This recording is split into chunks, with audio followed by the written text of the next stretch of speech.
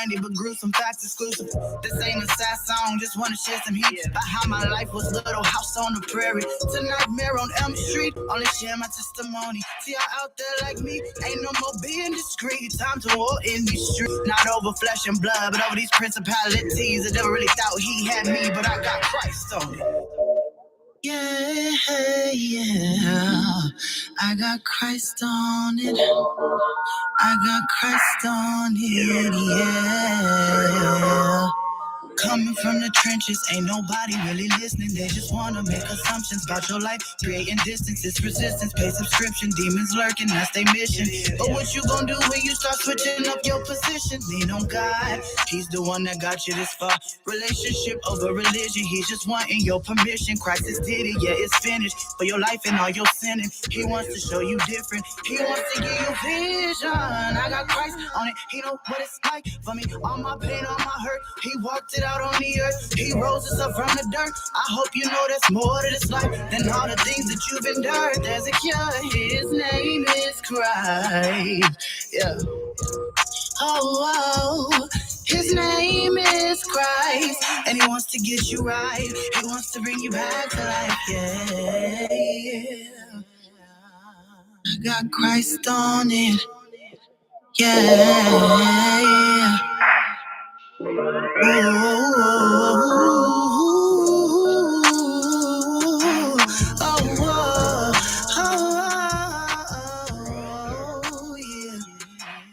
got Christ on it, yeah.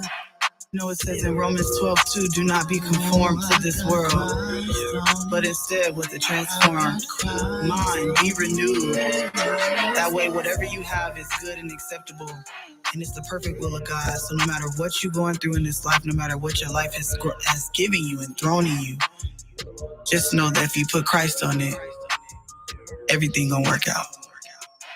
So, dear. All right. Omaha, the Burbs, the Bluffs. Welcome to the Boss Grand Rising Show. Sorry for my tardiness. I'm getting things together, y'all. We go back to some more music. We got a guest coming in at 8 o'clock, my man, John Ewing. I guess I gotta move on. Yeah, let's go there.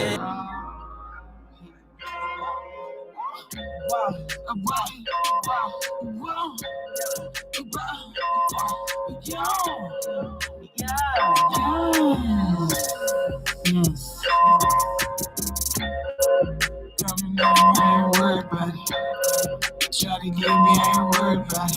I just make stacks of paper, I ain't worried about it. Now first of all, I don't like your tone, I don't like your friend, don't trust you. Yeah, I trust his hands, yeah, I trust his bands. Your eyebrows crooked, that is not okay, and I don't trust that either, yeah. Jungle Fever, yeah. Ooh, Justin Bieber, yeah. Your Honda, I pull off in that two-seater, yeah. Say you love me, but I really don't believe it, yeah. No, I really don't believe it. You can catch me wildin' now, yeah. I feel like I'm conceited. You wildin' now if you feel like I'm defeated. And I feel like showing out, so if you see it, then believe it. Now I'm way too grown to be misleaded, ever mistreated. Now I'm on my own, so I don't need it. Please understand me, I won't repeat it. All the things I am, you'll never be it. Even if you try, you'll never be it. Even if you lie, you'll never see it.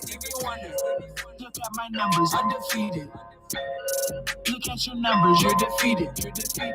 Popped up in that phone, I know you see it. I don't have no kids, so I two-seated. Chop the top off just so I can see it. Push you to the side after we beat it. I'm not talking Michael Jackson beat it. But just look at Michael, I repeat it. Hey, now we back. I've been traveling out of town, but now I'm back in it. I've been working so hard, I hardly rested. I thought we bested. Was you finessing it? Either way I progress, never settle for less. Seeing through the finesse from the O&E. Some people would say I'm the best. I always give it my best. Lead these young dressing youngs, yeah. And I don't respect that rude talk. If I go out with my crew, I let my crew talk. Yes, pull up on you like that too talk. Now you look like Michael Jackson hitting the moonwalk. Yes, Michael Jackson with the crew talk. St. Laurent's on my feet, smoke the moonwalk. Yes, but first you gotta know me. If you love me, you gotta show me. I'm Jazzy, the one and only.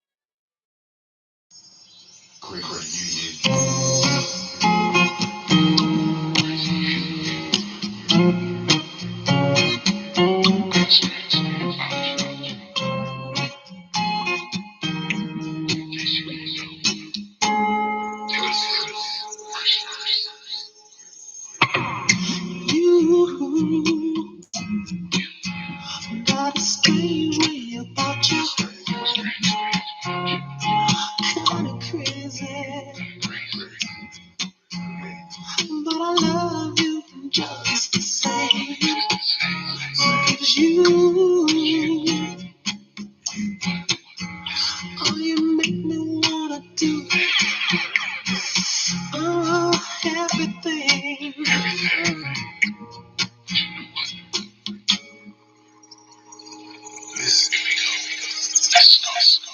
Just a crazy fool, lost in the world of love. I get from crazy you.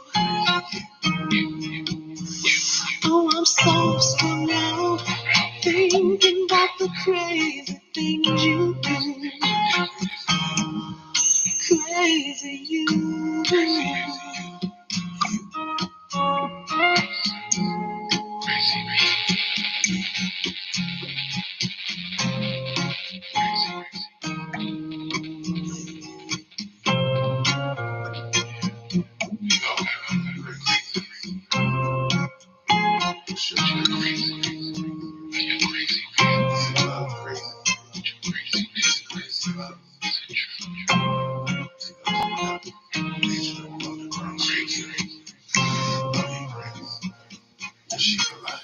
Oh yeah, welcome to the Grand Rising Show. I'm your host, William King. Today is Black Friday. It is Friday. I hope it is.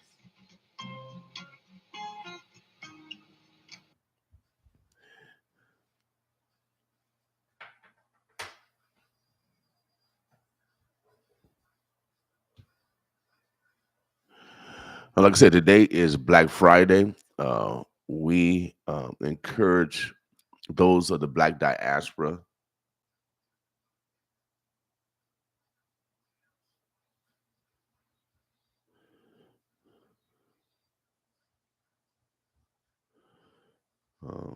to support each other in business.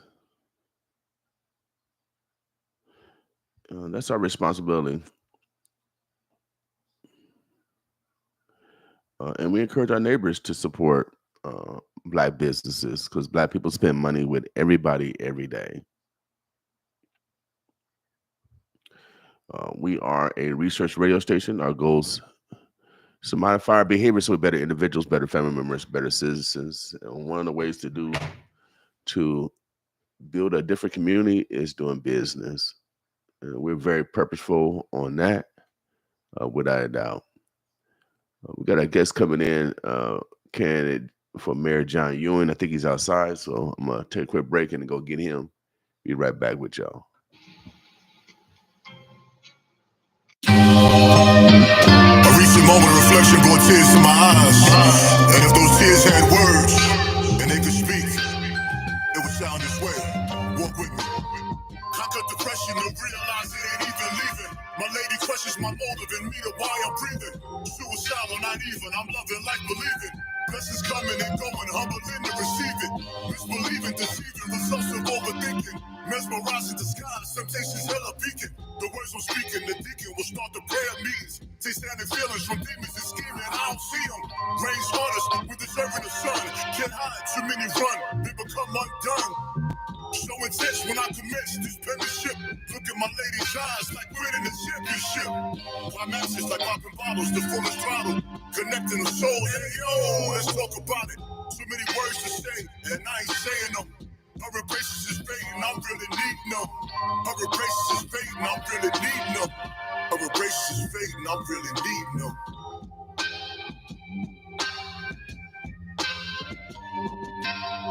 Only you makes me sensitive fool. Only you made it warm when it's cool. Only you wear a smile through the pain. Only you never cried in the rain. Only you makes me sensitive fool.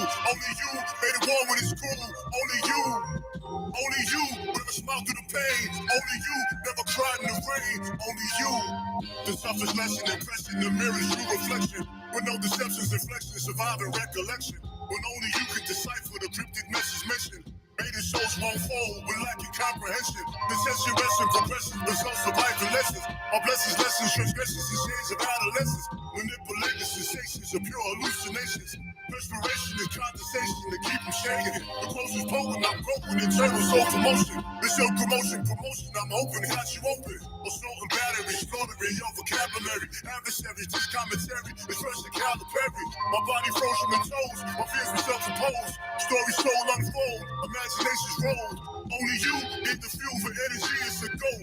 Only you reverse the notion to fold. Only you make some sense of this fool. Only you made it warm when it's cool. Only you never smile through the pain. Only you never cried in the rain. Only you made some sense of this fool. Only you made it warm when it's cool. Only you never smile through the pain. Only you never cried in the rain. Only you. Sometimes the universe blesses us with something that we prayed for, something that we desired for a long time. And then every distraction in the world comes in your way to see if it's really, really, really what you want. You got a choice to make. Make that choice. Only you.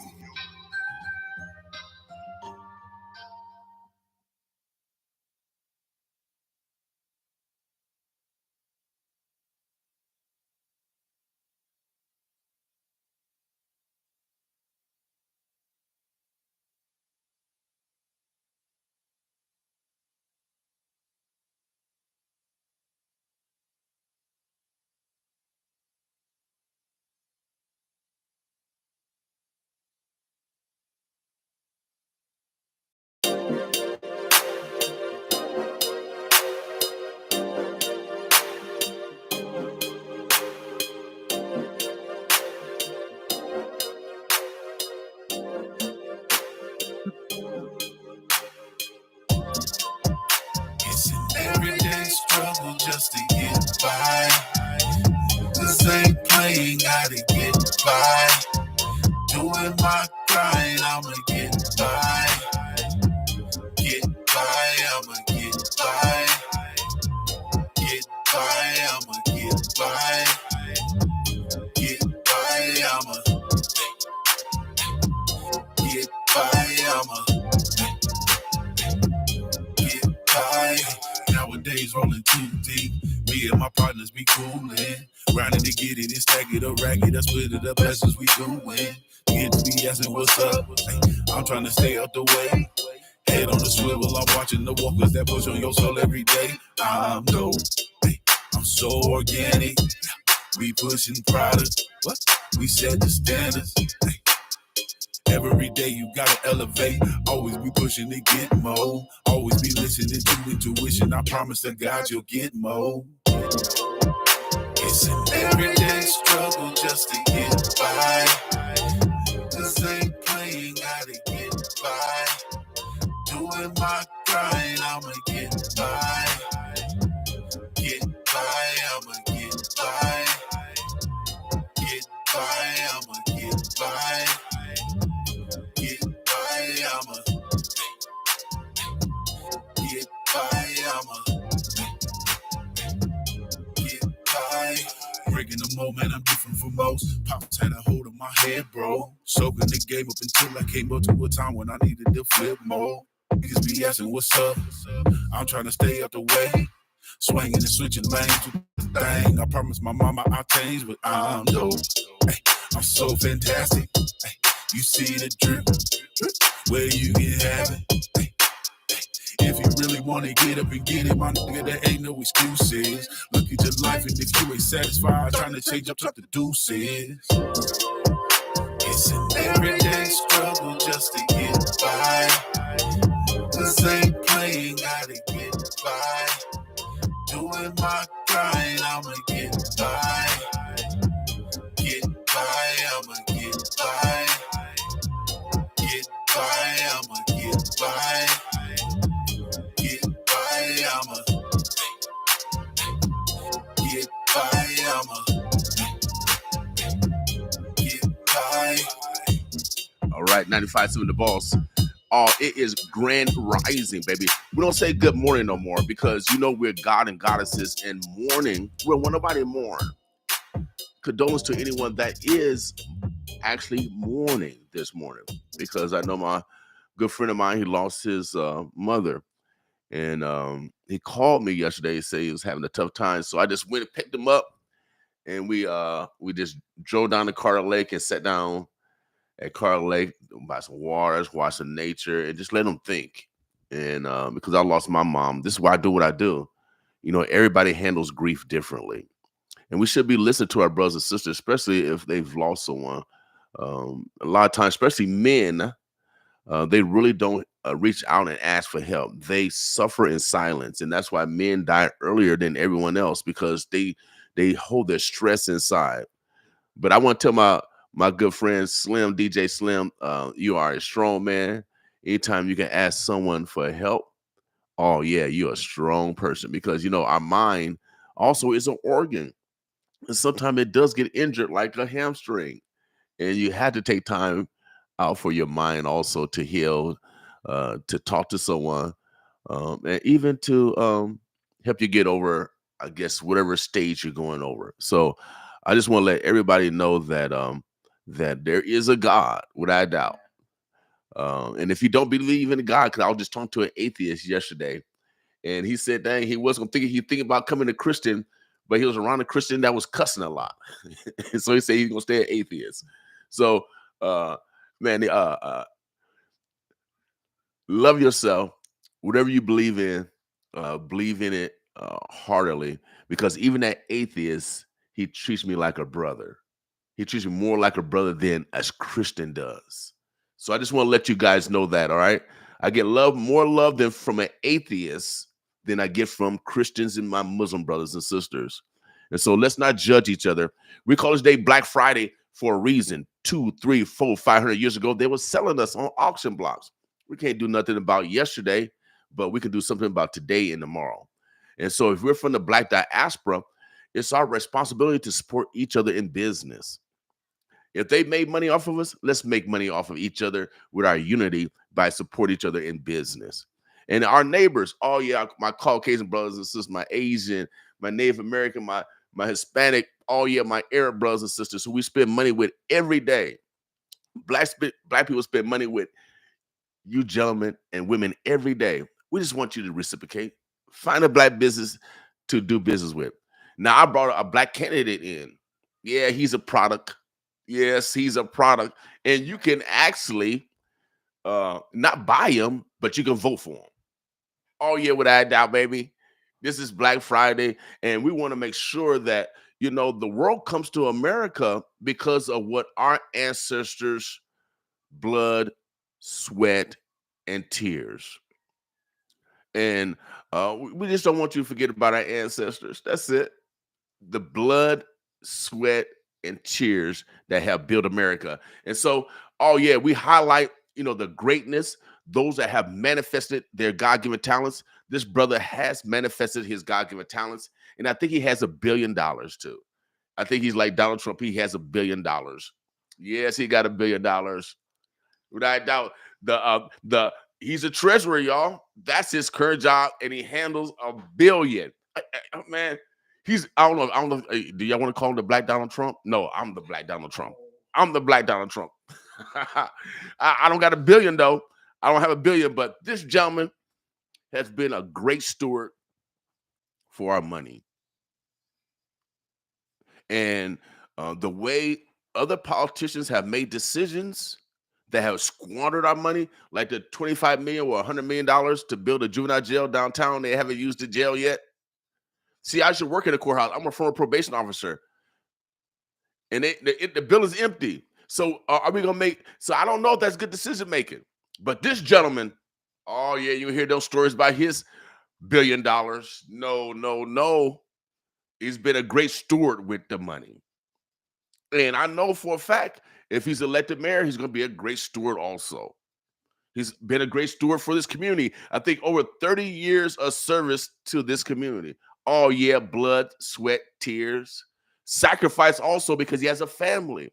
When you have a family and you do a public service, your family suffers in a sense because they don't see you as often because he's the surrogate father for the fatherless out here.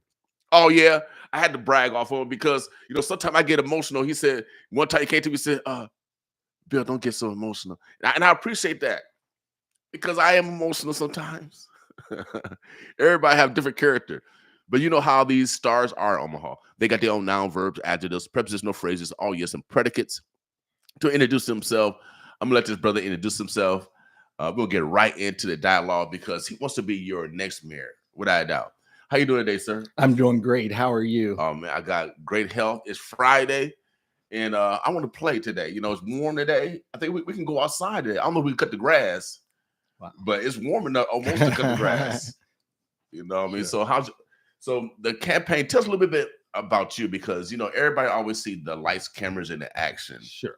So tell us about who you are, just in case we get some new voters that want to vote for you. We got a lot of independents out there, and really the independents really make the decision making here in Omaha, because we got most of the even split. This is basically really the only county. That's why Nebraska is so unique. I don't know why they debate the unicameral to take away our electoral college vote, because we're so unique. Dutch County is so unique. So it's basically evenly split. The independents really make the decisions on who's the leadership around here. So tell us a little bit about who you are. So for those, especially those independents that don't know you, I'm pretty sure they do, because they gotta get their license and stuff. Sure. Well, first of all, let me do this. Okay. Let me say happy birthday to you. Okay. Oh, happy birthday. And I hope you like coffee. Oh, heck, man. I like coffee. Little token from my wife and I to say happy birthday to you, because we appreciate you. We appreciate your friendship. We appreciate what you do for our community as well. Oh, man, so we wanted to give that to you. I appreciate it. I'll be 60 in a little bit today. It's a pre-birthday. That's all right. You got, sometimes you got to celebrate your birthday in advance. Sure. So I appreciate that. Absolutely. So I'm John Ewing. I am your Douglas County treasurer. I have served this community 43 years. Basically all of my adult life. I started when I was 20 years old, and I've had the honor of serving you, and I appreciate and I'm honored to be able to do that. I don't take it lightly. I don't take it for granted. One of the things that I always understand is, as a man of God, I am accountable to God. I am accountable to his people. And so I do the very best I can for you. As your Douglas County treasurer, Williams, right, we do collect over $1 billion a year, about $1.5 billion a year.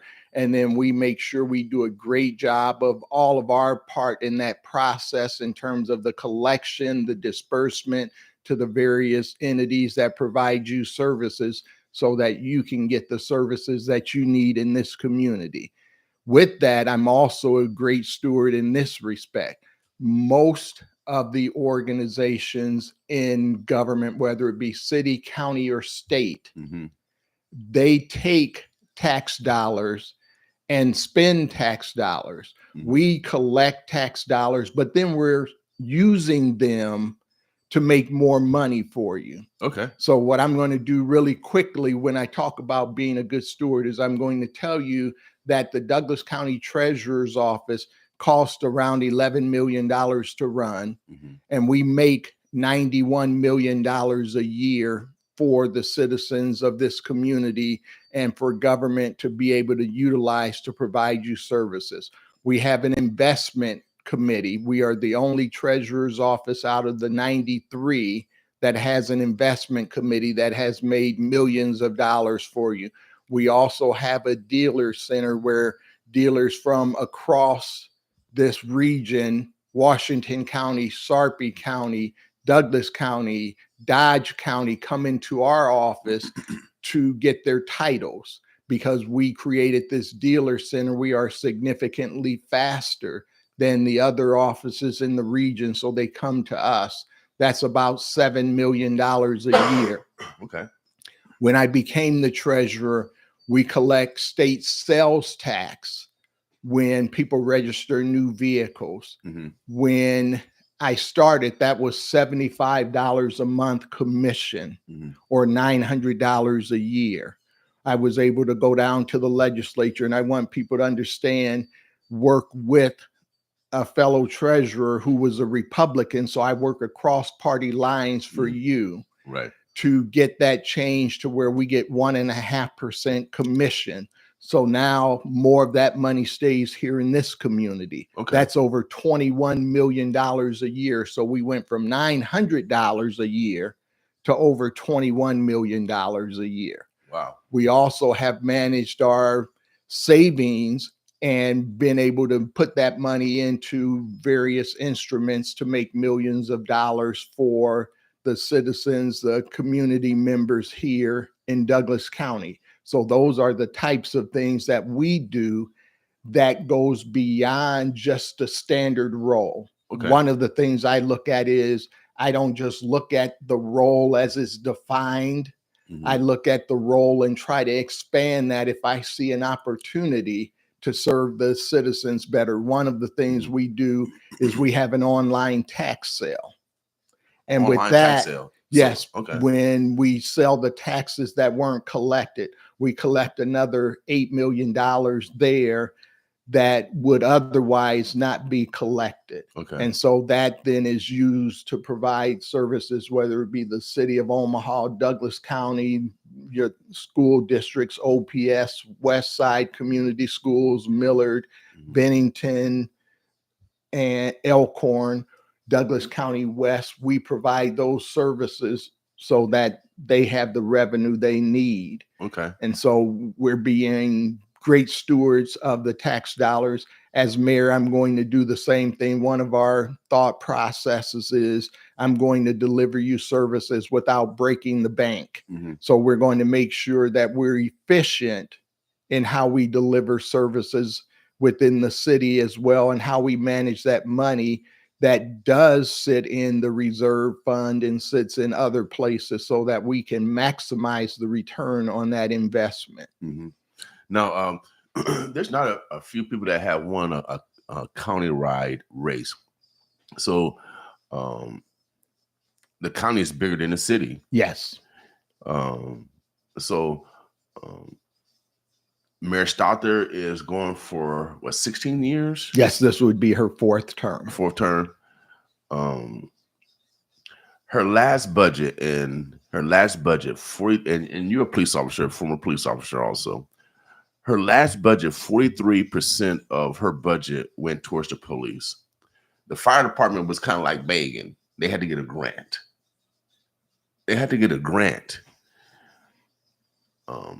Being a former probation officer and knowing that Omaha, Nebraska is the only place in America where the incarceration rate has went up for Black men and Black boys, courtesy of Omaha World Herald. Thank you, Omaha World Herald, for giving us that information. What can we do differently? Because what can we do differently besides just locking up individuals? Absolutely. I think they built another, $500 million prison that's coming. I know we need a new prison. That prison been there for a while, so I know the conditions need to be improved.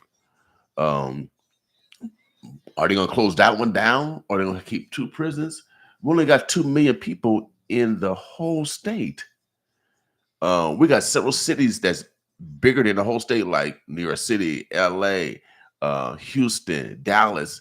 That city is bigger than their cities are bigger than our whole state populations. And they don't have a lot of time to have 2 prisons in their own city. You know what I mean? They have like 1 prison for the whole state of Texas, I think, not 2. So what are we going to do different than we did yesterday in regards to, incarceration? One of the things I did during my time with the police department was I worked in crime prevention. And I think one of the keys is we've got to look at how we are going to try and intervene in young people's lives much earlier. Right. So that we can get them involved in positive activities, get them seeing a future. Right. A lot of times people do things because they don't see a future. Several years ago, I was part of an event where we brought Luis Palau here. Okay. And he's an evangelist that goes around the world.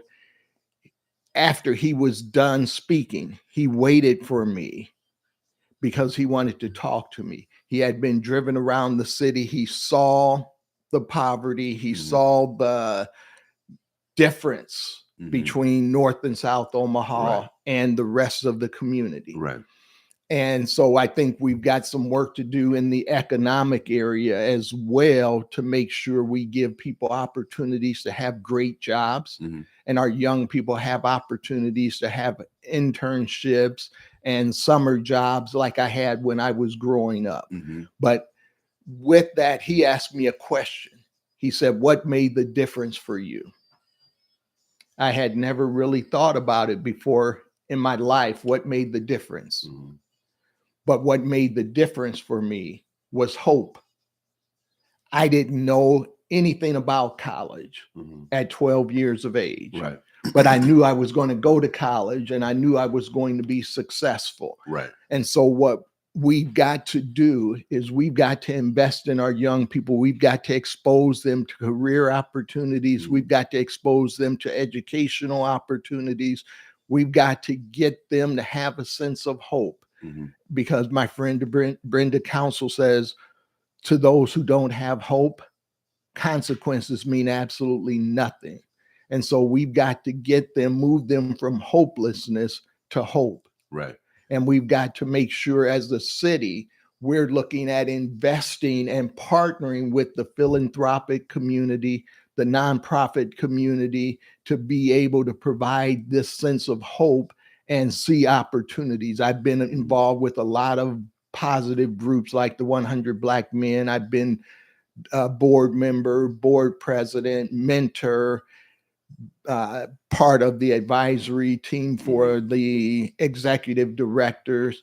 And what we've been able to do with that program is provide positive male role models for our young people and to give them hope and expose them to things. I've been part of the Empowerment Network as a board member, board president, but I started with that in the Crime Prevention Covenant. Mm-hmm. And the goal was to reduce violence, but the goal also was to reduce crime overall. Mm-hmm. And then also, once, even if someone makes a mistake, we've got to make sure we have reentry programs that help them come back into the community and be productive members of the community and not go back. Right. So we've got to have a whole comprehensive approach designed to keep people out of jail. Right now. Because when we were growing up, there were so many things to do. We had the Boys Club, we had the Wesley House, we had Project Embrace, we had CETA, we have, and then there's a host of things that the community did as far as the churches, because churches collaborated a great deal way back when we was growing up. But that infrastructure is gone for our children. Even the parks right now, if I'm elected city council, the park that I grew up in has not been fixed in over 40 years. Erskine, that's where I grew up at. That's where I got my college scholarship at. And that park is still not fixed. So our children the basketball courts, they don't go outside no more and play no more. I know it's a virtual world, but Puny Park is closed. Everything that's social that we did as youth, where our families took us, is closed. So how can we bring that infrastructure back where families can have family fun center? It's closed. It was on 72nd and died. I mean, I took when I was married, man. When I had my son, well, we stayed in that spot, but we don't have no arcade. We don't have any infrastructure where our young people can have wholesome play. Just wholesome play, play. Well, I think first of all, we have to be very, very, very, very, very, very intentional. Got to.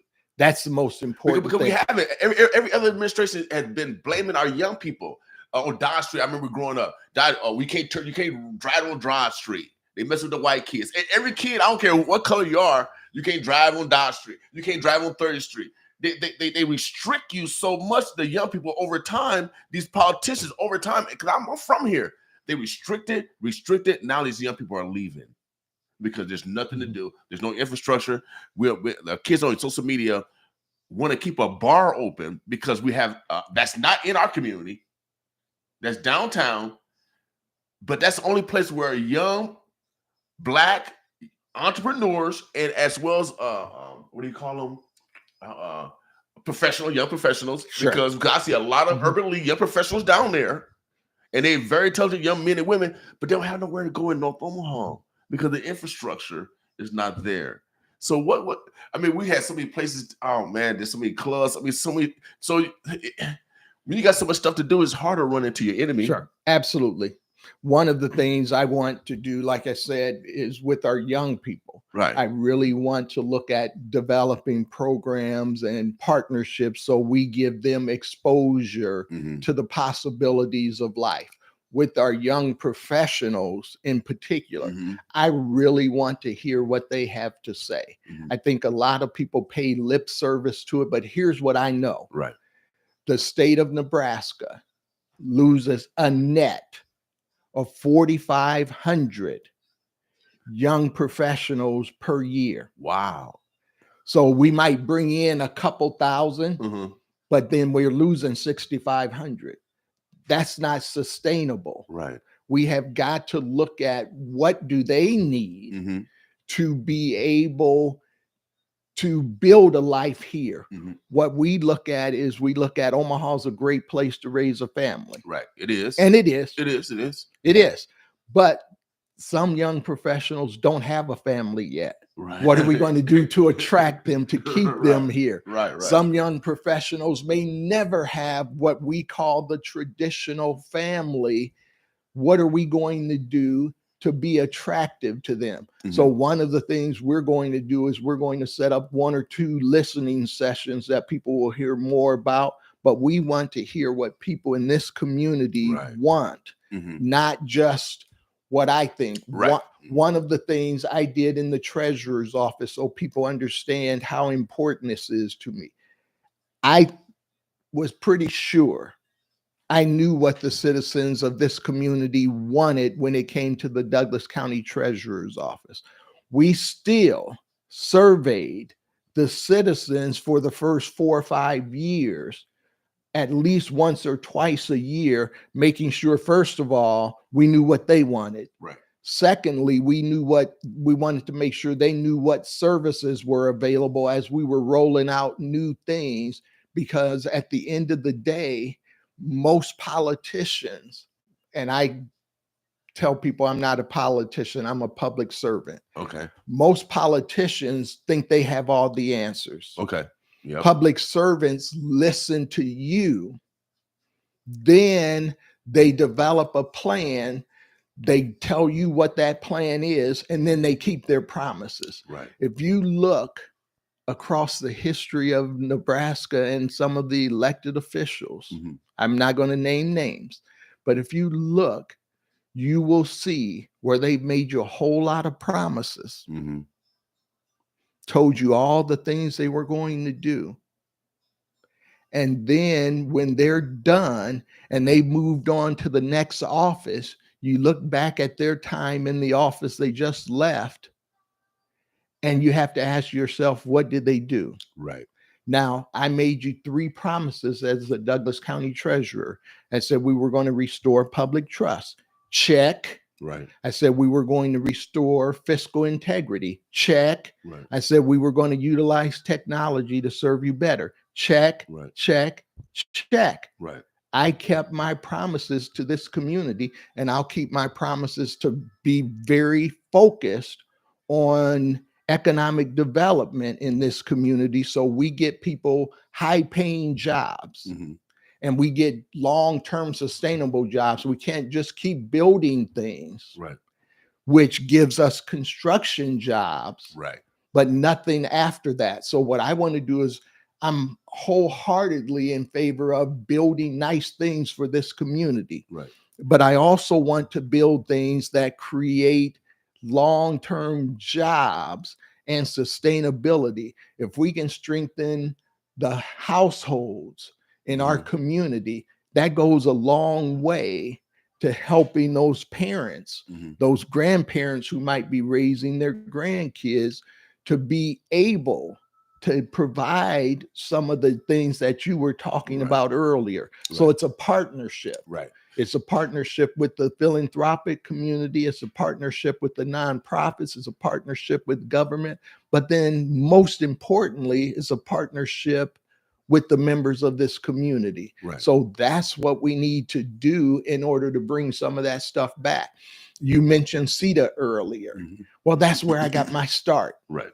So one of the things, the Empowerment Network, and I give a lot of credit to Willie Barney and Ben Gray, because they really were spearheading it, and I just came alongside them and helped them any way I could.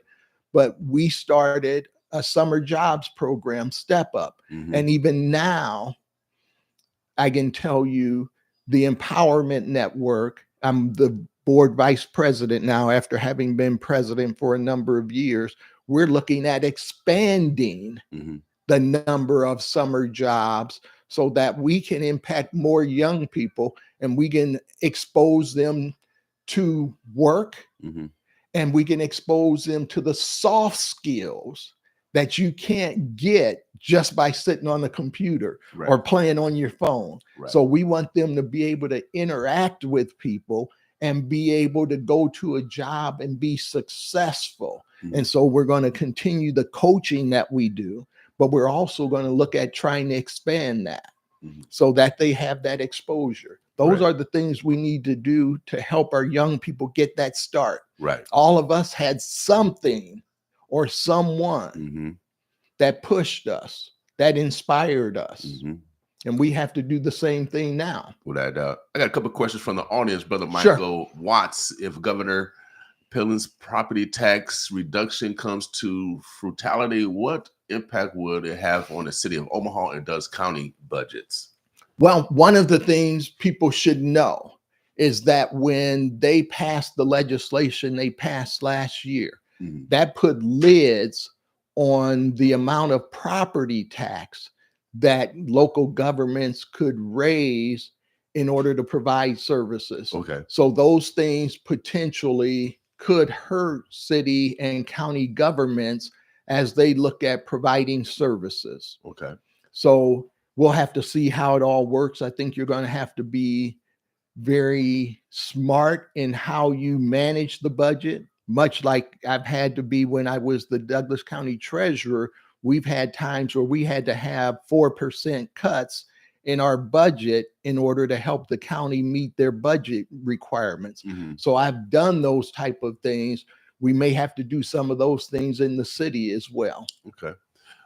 From June, more money and action is needed for opportunities for our youth. Our youth should have the first of our money, not the last. Totally agree with Mr. Ewing. Let's invest in our children. Talking about what they need and starting investing. That was from June. So she agreed with you. Brother Watts comes back. We need better, let me see what he says. We need better leadership within the organization receiving funding, but not producing any results, just like you indicated. Would you support an effort to create a performance audit process to evaluate which groups receive city and county funding? New programming should be able to receive funding instead of historical funding groups that do not perform. So include new groups. Sure, absolutely. One of the things I mentioned earlier is accountability. I absolutely believe in accountability. There is no free ride.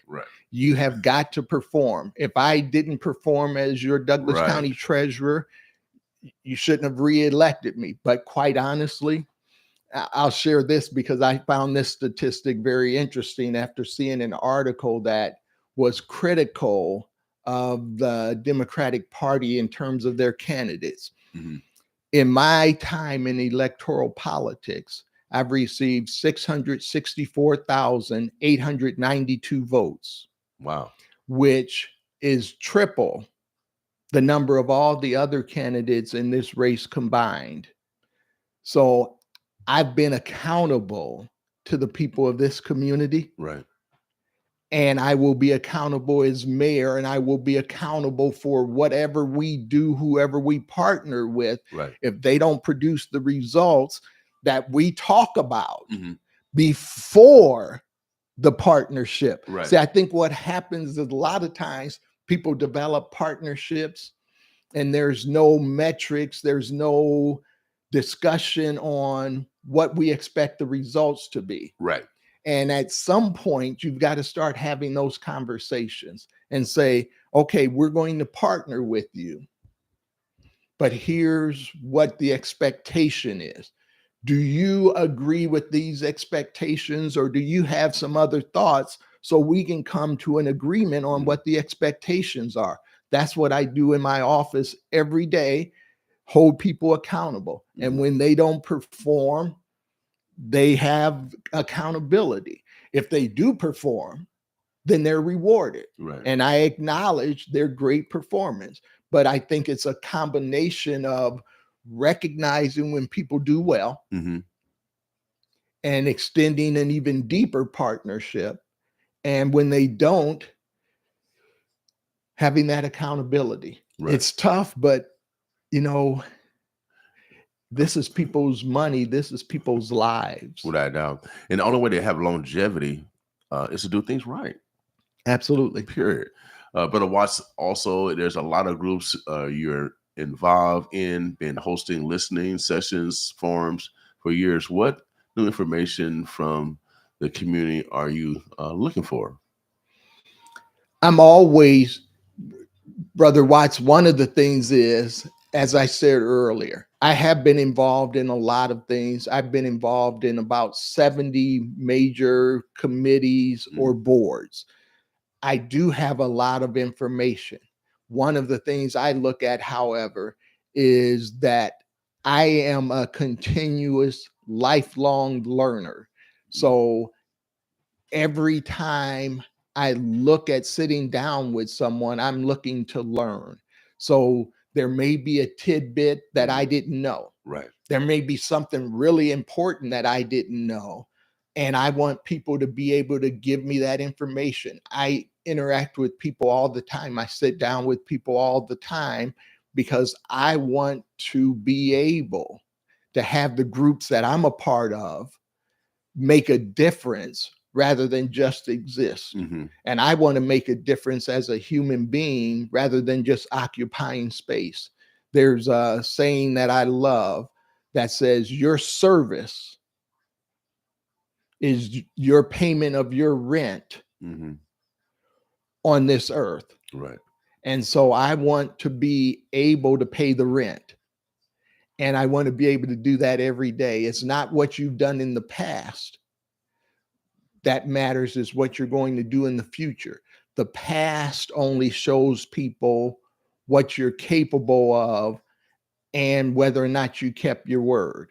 So if people look at my record, they will see what I'm capable of. They will see that I've kept my word.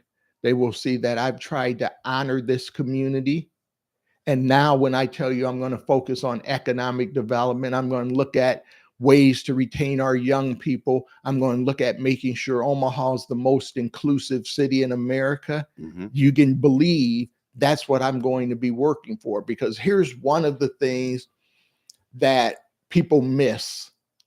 They think Omaha is doing great, and we are doing great in some respects. But I looked at a list recently of Midwestern cities who are growing, and they're growing significantly faster than Omaha. One of the things they're doing better than us in is retaining people.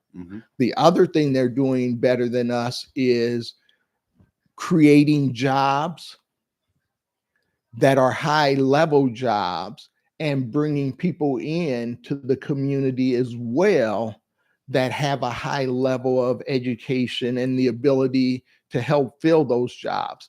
So we've got to do better in those areas. And one of the things that I think would help that we don't do in a comprehensive way, and I call it upskilling our people. We've got to make sure that the people in this community, the people that were born here, the people who've been here a while, we've got to make sure that we develop the right framework so that they have the opportunity to get the skills necessary for the jobs of today. Right. And that's kind of like one of the problems that we see even in some of the young professionals, even the older professionals, that you have people that's not from here, but they are in strategic roles, and they are kind of the gatekeeper, and the people that actually were here, born and raised, are kind of left in the dry.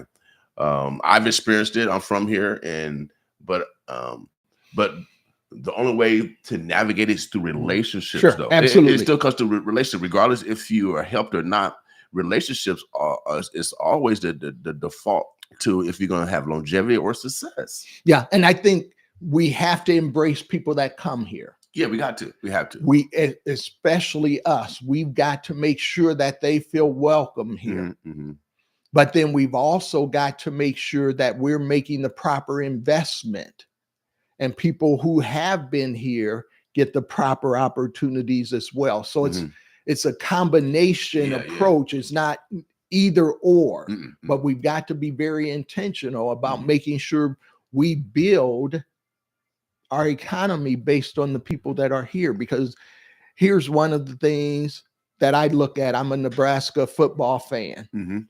And Nebraska brings in some extremely talented athletes from around the country.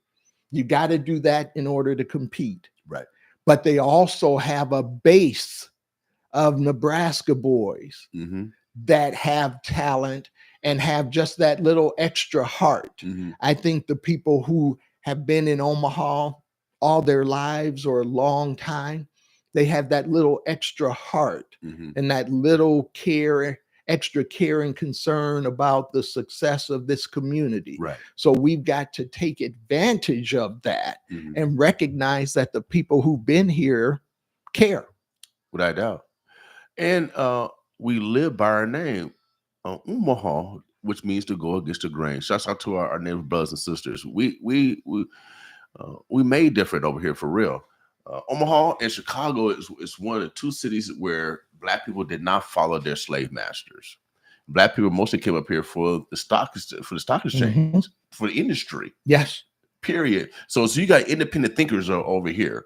You got independent thinkers, entrepreneurs that main concern is to make sure that their family thrives, and that's where we always default from. Good morning, Miss Roundtree. Now, our senators Wayne and Ewing brought in $500 million. When it got down to the city and county level, that money got twisted turn. And it didn't go to small businesses. 75% of it went to nonprofits. And as a steward of money, that for-profit businesses create jobs and they have greater sustainability. Nonprofits, after a while, they lose that money, go dry. They got to go back and reapply. If they don't have a product or service, they can't have sustainability. What would you have done as mayor?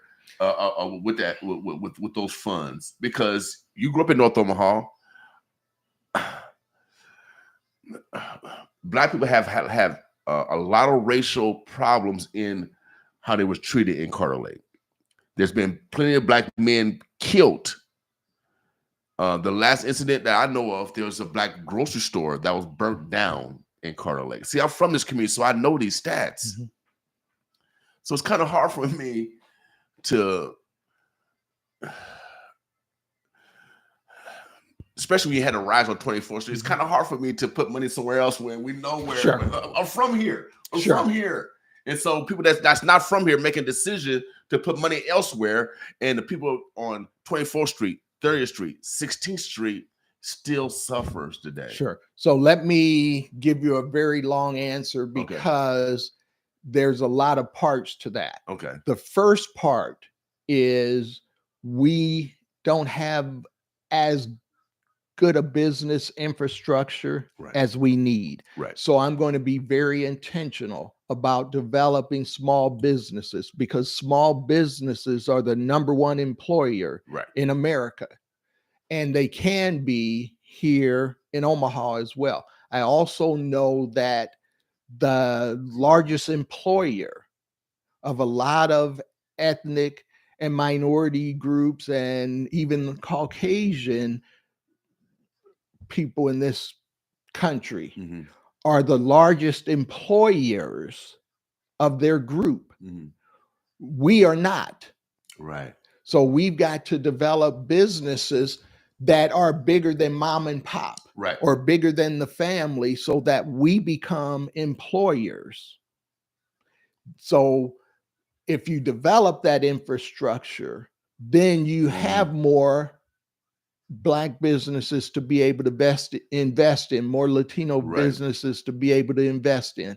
Having said that, Mhm. I think we still could have done a better job of investing in the businesses that are out there, Right. and then helping them with the business plan so that it's sustainable. Even with the nonprofits, one of the things I did kind of behind the scenes was I worked with the Empowerment Network, Charles Drew Health Center, and the Urban League, people I'm very familiar with, Mhm. to put together a program to make sure the nonprofits had all of the back office and the Mhm. accounting stuff they needed to be successful, because that money could be snatched away Anytime, yeah. at any time if they don't meet the requirements and don't put in place the accountabilities and the reporting.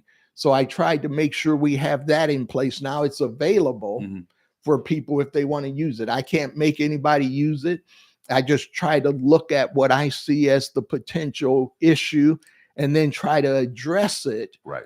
ahead of time. Yeah, because we can't see the future, but based off our decision making, when we Mhm. can see the future, we can predict the future. Absolutely. Um, The other part of that, really quickly, is that I think we have to recognize that what we do with this money, whether it's a nonprofit, whether it's a business, mhm. we've got to do things that are sustainable. We can't just use this money and then 10 years from now, we're back with our hand out. Right. I mean, and that's what I feel, because I have a nonprofit, I have for profit, and I know how nonprofit work. Even Senator McKinney, that's on the Inland Port Authority, the one that authored this, disagreed with it going forward. I mean, it just mind-boggling to me that the author of the legislation, they go against it. They go against them, and it's. I thought about running for mayor, but you got too much power. You got too much power, and I don't control $1 billion. And I haven't won the county lottery, so sometimes you got to yield and be honest with yourself. But I would love to help you as a city council person and as you, the new mayor, to look at how we can, look at crime prevention, because overall that's going to save money for all the taxpayers. Really. Absolutely. And then also look at how we're going to expand educational opportunities, because everybody's not college. Everybody's not going to college. So some people need to go into trades. That's why tech was so important. I think our country made, and Omaha as well, made some strategic mistakes, and now we're paying for it because we don't have those trades. I think there's some good things going on, like the JET Awards and Metropolitan Community College. What I want to do, and I've talked to folks about this, is I want to be able to expand the opportunities for people to be able to get those skills at no cost. Right. Because that's beneficial to everybody in this community. And what it does is it gives people the incentive to go, and it then eliminates the barrier of money. Right. I know the UNL system has, if you are a citizen of Nebraska, born resident of Nebraska, you pretty much can go to college free There's some programs out there. Yes. You pretty much can. I'm telling you, if you go to Nebraska state schools like Kearney or Wayne State, Peru State, UNL, UNO, the Med Center, these are all part of the UNL system. And they do have scholarships and program where you pretty much can go to school for free now. We just got to make sure that our children know about that, because that they know about it and that they're prepared. We got to get them prepared. So I was talking to Winsley. Winsley called me the other day. Winsley Durant, he works for MCL now. MCL got the major contracting for the airport or whatever they got. They got some big stuff. Airport got $1 billion come through. Now, these are 5-6 year long projects. I asked them, and Winsley, I think it's up to this, and I talked to Miss our new school board member, Kimmer Snipes, on how we can. I think Benson have a construction program. Yes. How can we get those 11th and 12th graders prepare for those future jobs at the airport in about North. They're gonna be graduating in 2 years, 3 years. They could be having a job. Those jobs gonna be ready. How can we prepare these young people? Because I know step up is so important right now, and even step up can maybe even tweak and say, well, we're gonna focus on this area, and we're looking for define and maybe test it, like they gave $7 million to the import authority. Get us $7 million to the empowerment network for our young people. Instead of putting in dirt. That's how I feel. Sure. You know what I mean? And develop a new scheme so we can really attack how our youth gonna stay here. I mean, are you smart? No, I thank you, but I want to get a lot of smart people with me. But I agree with you 100% that we need to get them prepared. Period. Well, we know that money's out there, and we're not prepared. Shame on us. If we're not getting those 11 to 12 grades. Shame on us. Since people can see my hands, I'm going to show you what I do when I talk to the young people. Right. I tell them their left hand is preparation, and I have them move it up and down like this. Right. I tell them their right hand is opportunity and have them go across. Now, what I normally tell them is their preparation is where if they do the hard work of preparation, preparation and opportunity, where those two meet is success. Right. So that's what I tell our young people. But what I'm going to tell our community is where we do the work of helping our young people be prepared for the opportunities, then that is where we'll have success. So I usually put it on the young people when I'm talking to them, because I want them to be challenged and inspired.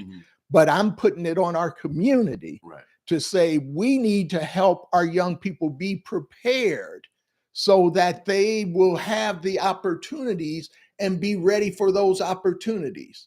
And they will have success. Now, if we don't, here's what's going to happen.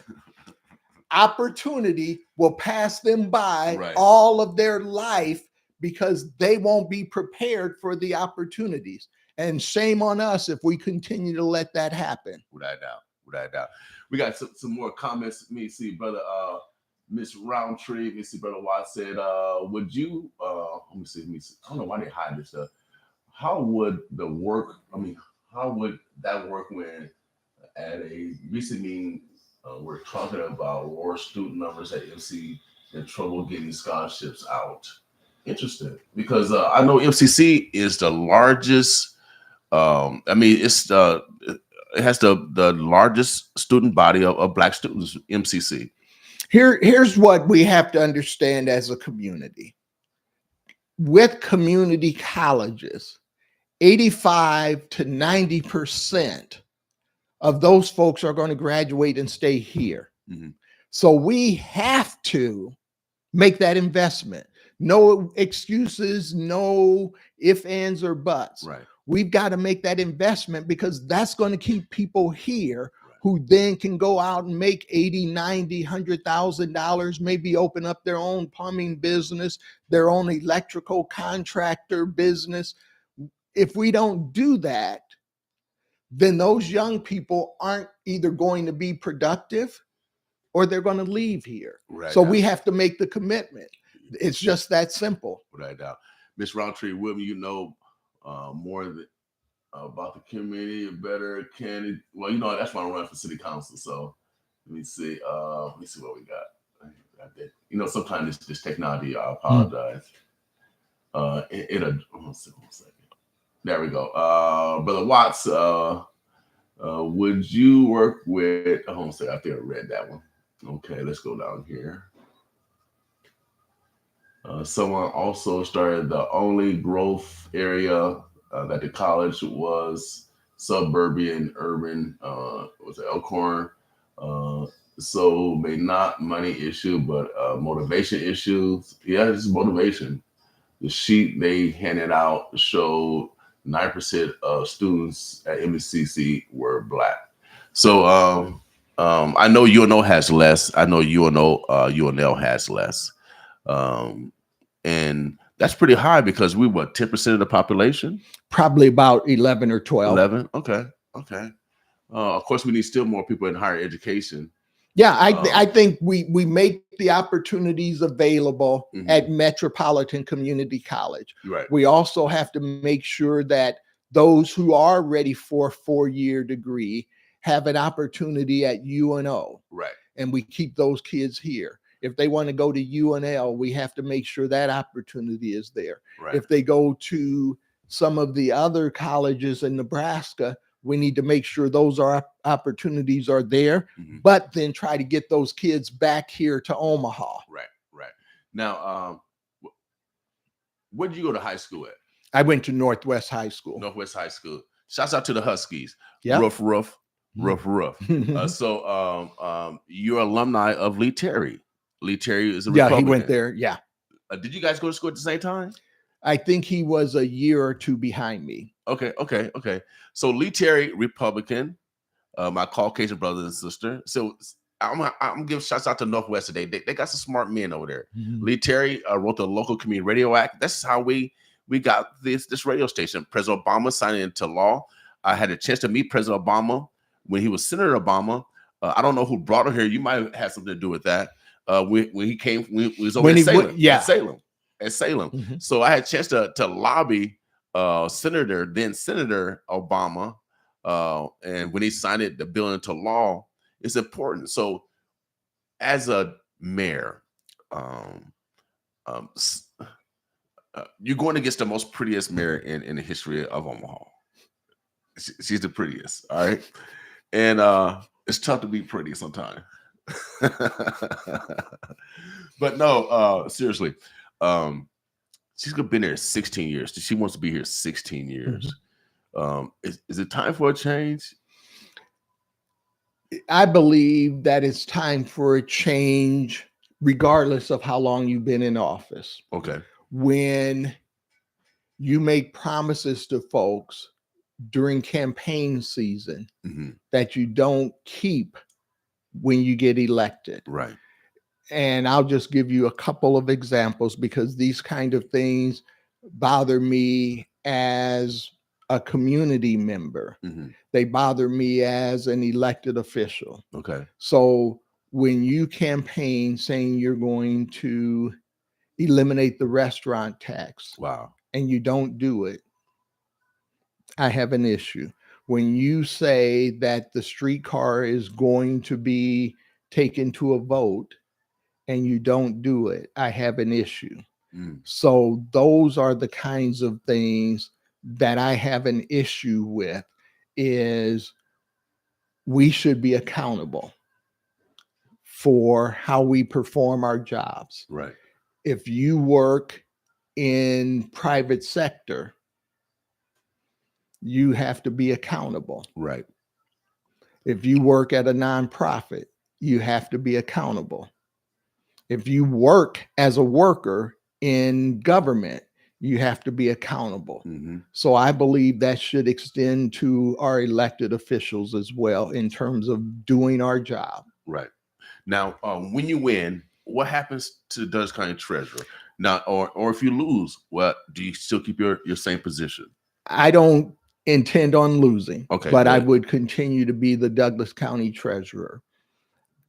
If I'm fortunate enough to win, mm-hmm. then I would work with the county board. They have the ultimate decision, mm-hmm. but I would work with them to try to ensure that we get someone who's going to continue the progress. Mm-hmm. Because I believe if someone goes into that office, they can take the office from where I've got it today mm-hmm. and make it even better. Right. So as long as it's not regression. Yes. Because the technology that you have implemented has, like you say, have saved us money. It saved you money. And here's the other thing. Mm-hmm. It didn't cost you any money for us to get it. The only time you pay for that system out of all the things we've mm-hmm. done mm-hmm. is if you use it. Okay. But all the technology, we worked business deals with the providers where they make their money only on the fees. Mm-hmm. There is no money that goes into the development. Mm-hmm. the maintenance, or anything from county government. Right. It is all from the fees, which Okay. is the way I believe it should be. I was talking to Professor Robinson, head of the Black Studies Department over at UNO. They're having some classes over at Urban League. Shouts out Yes, to I Urban was League. just like, there. Like I said, the partnerships. Mhm. It's going to take partnerships just like that Absolutely. in order to decrease the transportation problems that we have. Mhm.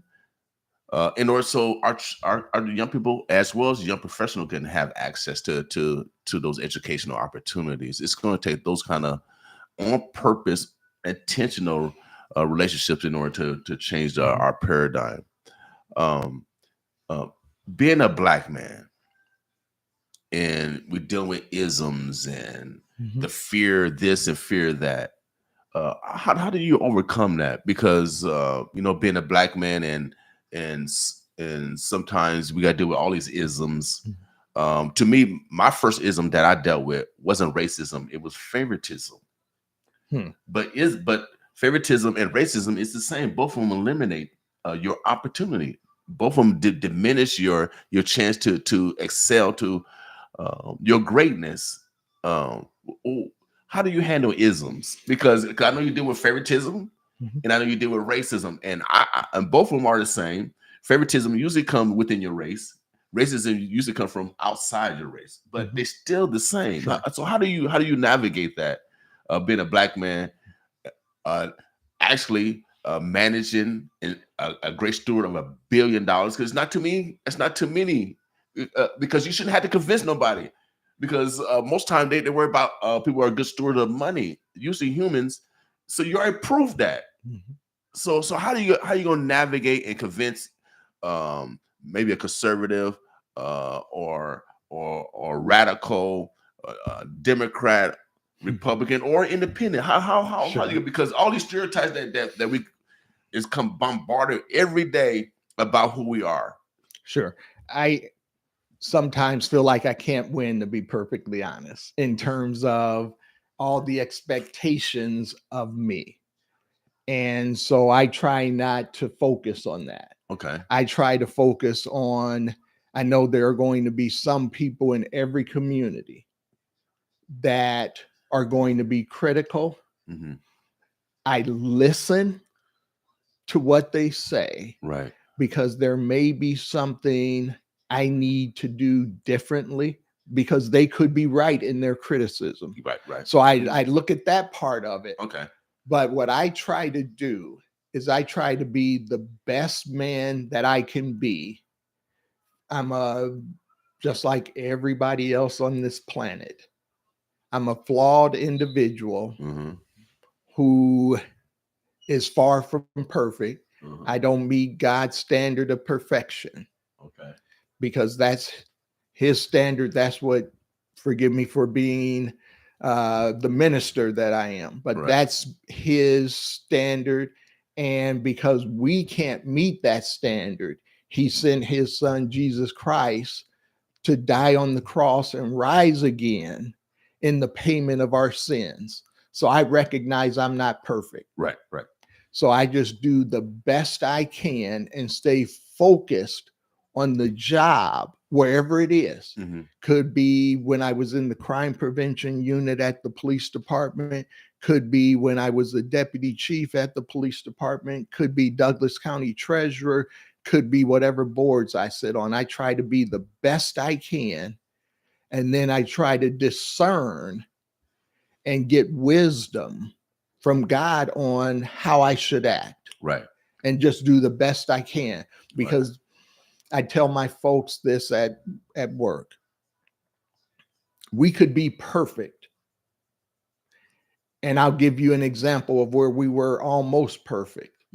We could be perfect, and there's still going to be somebody upset with us. I estimate that no matter how good we are, 5% of the people just aren't going to be happy with us. Could be because we're collecting taxes. Period. Could be because the person didn't smile enough. Could be because they wanted us to do something that was against the law and we just can't do that. Could be a whole lot of reasons. Right. But we're just not going to make everybody happy. We just have to do the best we could. But as an example, last year, we registered over 555,000 vehicles. Wow. Now, it was a plate year. So every one of those vehicles got a new plate. Some people did it by mail. Some people did it online. Some people came in. Bottom line is, for those people, we had one incident where we can clearly say we messed up. We didn't get it right for that citizen. Now, there might have been others. I'm not saying there wasn't, but we know of one where we didn't get it right. So it's not a matter of we didn't get it right then. It becomes a matter of what do we do to fix it? Right. And so we fixed it the very next day for that citizen so that we could meet their needs. And I think that's one of the differences between me and other people sometimes, is a lot of people blame other people or make excuses. At the end of the day, I'm accountable. Even when it's not something I've done, I'm accountable for that organization. So you won't hear me blaming my people. Right. I'm the guy where the buck stops. And so that's how I just try to lead day in and day out, recognizing, obviously, as the first Black person in this state to win a countywide election, I am accountable to the Black community. I have to be a role model. I have to be successful. I have to do a great job, because what I have to do is be that person that people see across this community. Right. And what I want them to do is I want them to say, hey, this guy, this woman is our John Ewing. Right. Let's promote them. Let's make sure they have the opportunities, because they have the skills needed to be successful. Right. So that's what I hope I do. I hope I'm a great ambassador for our community. I hope I've made our community proud. You mentioned our ancestors earlier. I stand on the shoulders of all of those people, especially in Omaha, Nebraska, who fought for opportunities. If it wasn't for a lot of guys and couple ladies who were police officers on the Midwest and part of the Midwest Guardians fighting for us to get opportunities, I may never have been hired. If it wasn't for people like Brenda Council, Fred Conley, and others who came before me in the electoral process, I might not have been successful. I can honestly tell you, if Brenda Council had not run for mayor, I might not have ever gotten involved in politics, but I certainly wouldn't have run for treasurer and thought I could win a countywide election. Right. So she inspired me to believe that something like this was possible. Right. So that's what I'm trying to do, is have other people believe it's possible for them. Right. And have other people look at the members of our community differently and begin to see the capabilities of people instead of their skin color. Look at the content of their character. Right. Look at what they bring to the table and hire and promote people. Without a doubt. Everybody deals with isms differently. I study anthropology, so I know the order. We're all kinfolk. There's we have way more similarities than dissimilarities, and the only dissimilarity they talk about is 1/8 of a millimeter thick of skin. That's all they really talk about. So I always tell my Caucasian brothers and sisters and everyone else on earth, if you go outside and you get darker, you Black, baby. You Black, without a doubt. You, us, and we are the you. Brother Watts, any thoughts on how, in the process, in the position of mayor, can Black companies and contractors get better representation in Omaha tourism, which generates $1.5 billion a year, especially during the College World Series? You really don't have a lot of minority representation. Mecca, they down at Mecca. I know Brother Ben is the only brother that's on the board. But again, it takes even us as a community to support Ben, to even advocate that we even have more vendor opportunities at doing the College World Series or any other event that Nebraska brings in that generates that $1.5 billion. So how can we help Brother Ben in his current position? Because the College World Series is the number one go-getter, number one moneymaker for Omaha, because what is it, last 3 weeks? The College World Series? Usually at least 2 weeks, but Yeah. And if 2.5 weeks or so. So that is the biggest money raiser, gotta be in Nebraska, besides Nebraska football, which is on every Saturday. I don't know how much money they bring, but the College World Series is one of the biggest event in besides Nebraska volleyball, that had the game outside, which had the biggest 92,000. Yeah. So I mean, we create greatness right here. Greatness is from here. Absolutely. And that's what I think we've got to do. We've got to do a very specific, and keep in mind when I say this, I'm not talking about taking away from anything we do today. Right. I think one of the things is people respond in fear. Yeah. Anytime there's change. I'm not talking about taking away things. What I'm talking about is those things and. Right. So let me be very clear. Those things and making sure we develop a process where we utilize our creativity. Right. One of the things I believe is we're only limited when it comes to economic development. We're only limited by our willingness to be creative. So we need to designate specific and special zones for North Omaha and South Omaha to develop economically, where we can go in with incentives. We can go in, we can have companies come in and compete. We can develop companies and really begin to build that business class that is missing in Omaha, Nebraska, when it comes to the Black and brown community, Black, brown, and red community. What would you have done differently as mayor with that $500 million that the senators brought here? Okay. Well, what would you have done? Now, because and we're not putting no shame on anyone else, no shade, but he probably is, because he is running for mayor. But I want to know, what would you have done, especially since you're from this community? So let me just make sure everybody understands this. One of the things that I do, one of the things that Willie Barney and the Empowerment Network staff and the board do is we try to make sure that we're as inclusive as possible. Okay. So I want everybody to understand that Willie Barney has been developing this concept for a very long time. As his board chair, I sat with him and walked through it. I'm not going to take credit for his work. Right. But I want people to understand that the foundation of what Justin Wayne and Terrell McKinney were able to do was in partnership with the Empowerment Network. Okay. So I just want people to understand it was a collective strategy. Now, I'm not going to take but that also needs to be known, because it also reinforces what Johnny Rogers says, that it's not big enough if you do it by absolutely yourself. And I'm not going to take away from the work that Justin Wayne and Terrell McKinney did in developing the final plan and getting it through the legislature.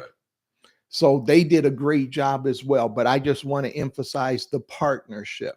Then here's the other thing that I would have done immediately. Okay. When you talk about $90 million for the Inland Port Authority, and you talk about that not being enough money, and they're going to be using most of that for the infrastructure. What I would have immediately done is talk to the city council and said, hey, we need to show leadership as a city as well. And I would have tried to get the city council to at least approve $45 million. Yeah. See, That's in what partnership. Yeah, without a doubt. I mean, why is it so hard to do that? I don't know, but that would have been a minimum. I would have really tried to see if we could match it.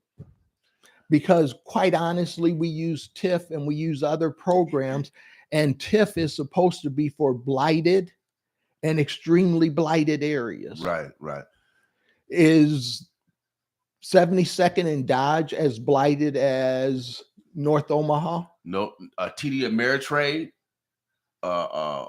they got TIF dollars. Mhm. Now, was it Charles Schwab own it now? Mhm. They got TIF dollars, man. Really? On 114th and Dodge?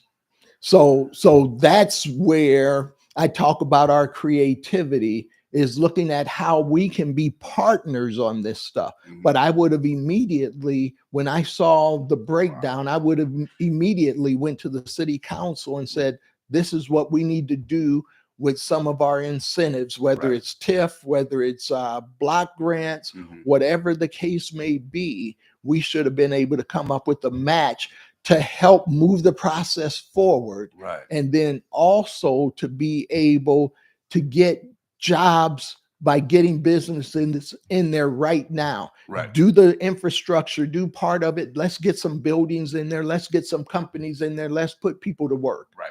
That 40, and I had the same thought. I said, you can build $41 million buildings on 24th Street from coming to Ames. I guarantee you, Black people will buy those buildings. I guarantee you we'll come and collaborate and put businesses in all 45 of those buildings. I don't understand, and I step on toes. Well, if I'm elected city council, if anything I can do to stop that or help Brother McKinney stop that, we're gonna stop that. We're gonna divert that money back to 24th Street, and so we can build like they're doing in South Omaha. The only difference is the riots tore down our infrastructure. If we had infrastructure, I know we'll thrive. During the pandemic, Black women, businesses, they created businesses that rose 300% during the pandemic. Come on, man. Come on, Maroney, y'all. Come on. What's that? Burlington Capital? Come on, y'all. Wow, I mean, because it really bothers me. I'm glad you got my vote, man, because I heard from the professor. The professor told me that if the new mayor get in there, the new mayor can do what they want to do. The new mayor can move things around. Just because the last administration said the $9 million go over here, the new mayor can decide and go somewhere else. Sure. And so now let me just say this though, because I don't think we necessarily need to undo that. I'm saying we can partner with that and get manufacturing and other jobs in there. Yeah, I agree with you. But then we also can do economic development along 24th Street. There's no reason that you can't build your economy. Both can be done at the same time. Yes, that's what I'm saying. Yeah, that's what I'm saying. I totally agree. Build your little park at what's called, but man, put something in North Omaha. Blood, sweat, and tears. South Omaha does not let their personal drama with each other affect their business. They know there's enough money available to fight for each other. Yep, they make money every day and they burn money every day. The U.S. Treasurer do. They make money every day and they burn money every day. So there's enough money. There's enough Absolutely, money, without a doubt. Unity is the Palmer Network to me is a great entity. Of course, they still get criticized, like you said. Oh, absolutely. So just like any entity, even the sun get criticized. You know what I mean? It comes up, the sun. It's too hot or too cold. Yeah, even the sun get criticized. So we understand that. What can we do as Citizen Q to help your campaign? So there's a number of things you can do. So the first thing I'll tell everybody is I'm applying for the job of mayor. Okay. What you need when you apply for a job is you need great references.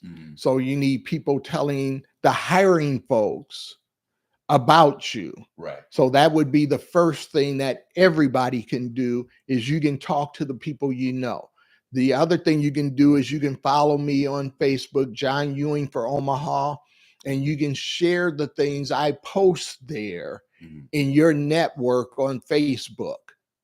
You can also, we're in the process of developing our website, so you can, and getting that where I want it. But you can also, once we get that done, you can go to that, get information about my positions and what I would like to do, and share those things with people you talk to. Okay.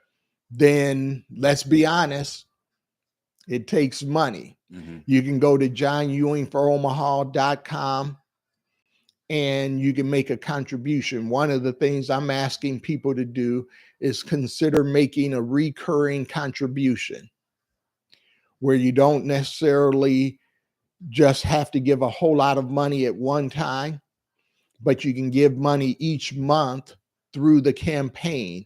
And then that gives us a base that we have to work with each month to say, hey, here's what we can do because we know we're going to have this money coming in. Mm-hmm. So those are the primary things that I think people can do. Be a reference, go like our page and share the information, make a contribution or make recurring contributions. And certainly, if you have any input for me, share it. Volunteer signs. If people want signs, Absolutely. they can also go to your website and find that. Yeah, we'll have that up as soon as you can get signs out where people can order signs. People can volunteer for the campaign as well. Okay. Cool. Brother, let me see. Brother Watts had a couple more questions. Let me see what he got. Those who are leading the economic discussion and conversations are proven business owners beyond ours, who tend to be people with business concepts but no wins in their portfolio. So you do need business people talking business. Absolutely. Versus those that don't, that want to run a business. We need to learn from South Omaha, look at how the relationships funding from their colleges, nonprofit different from North Omaha.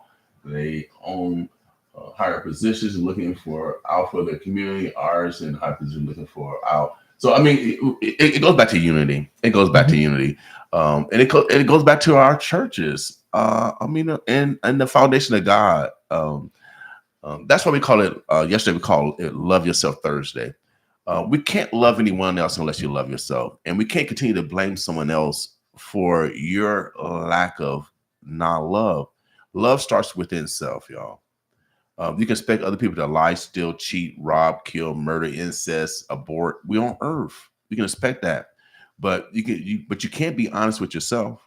You can change your friends. You can complete school. You can get help for your vice.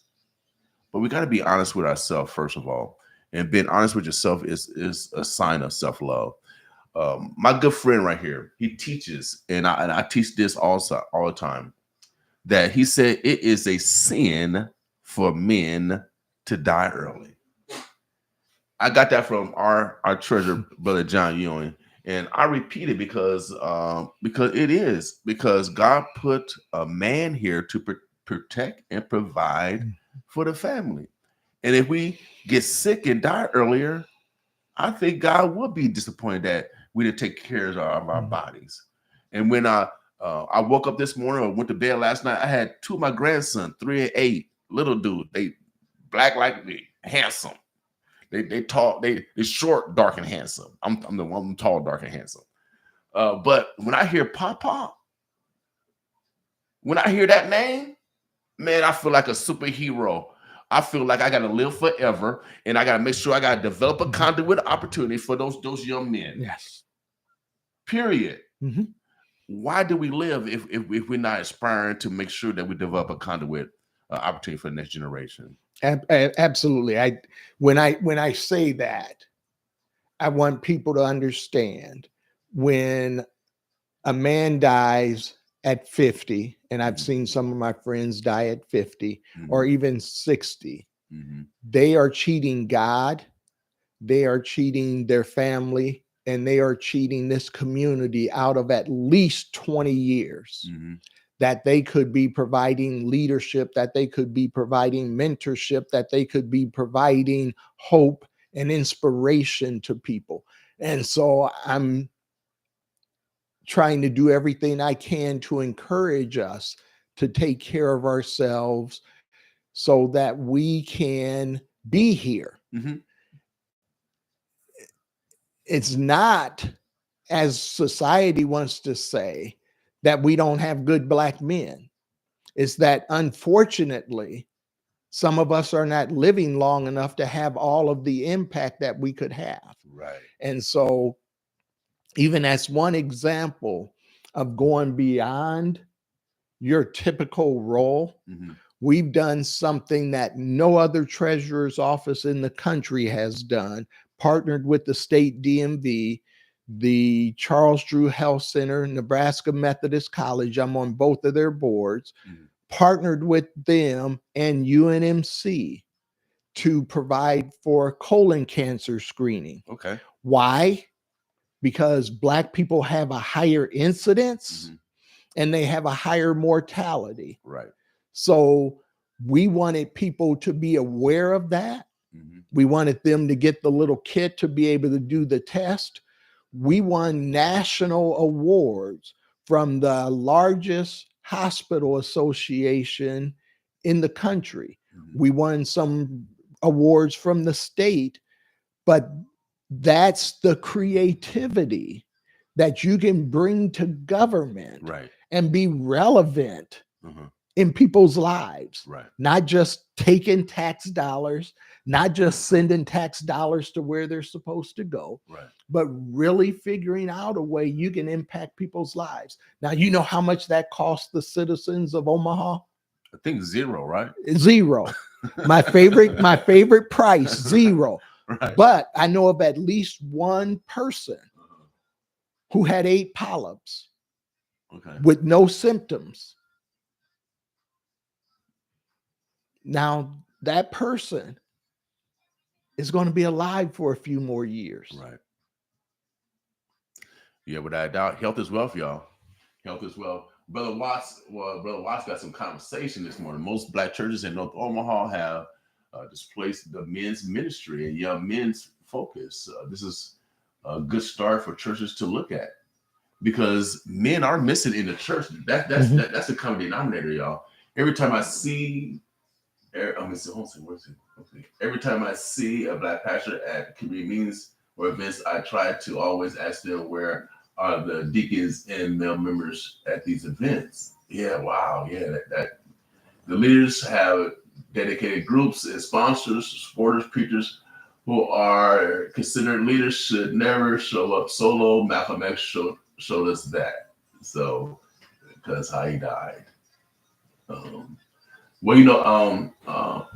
Our ministers are important.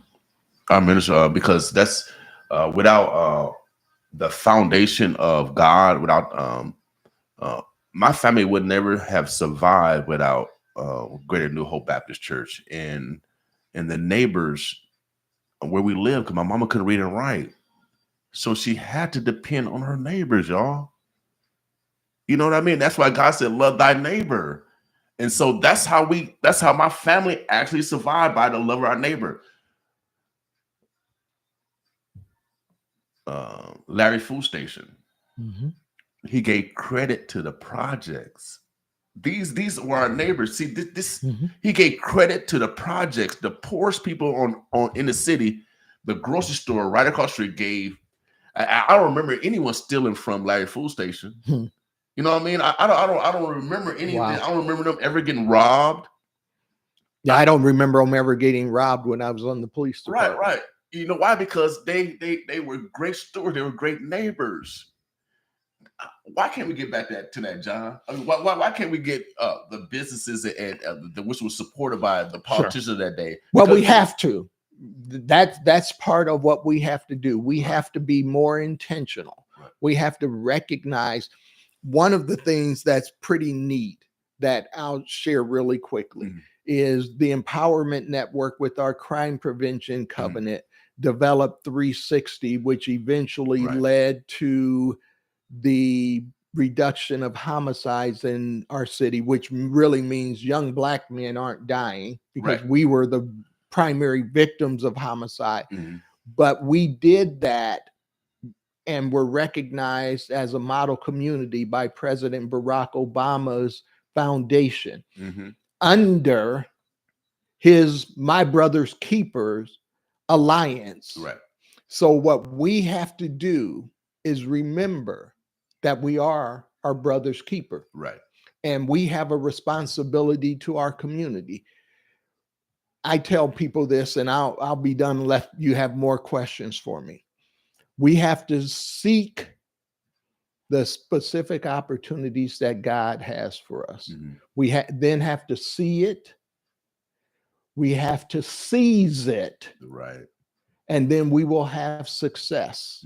But success is not good enough.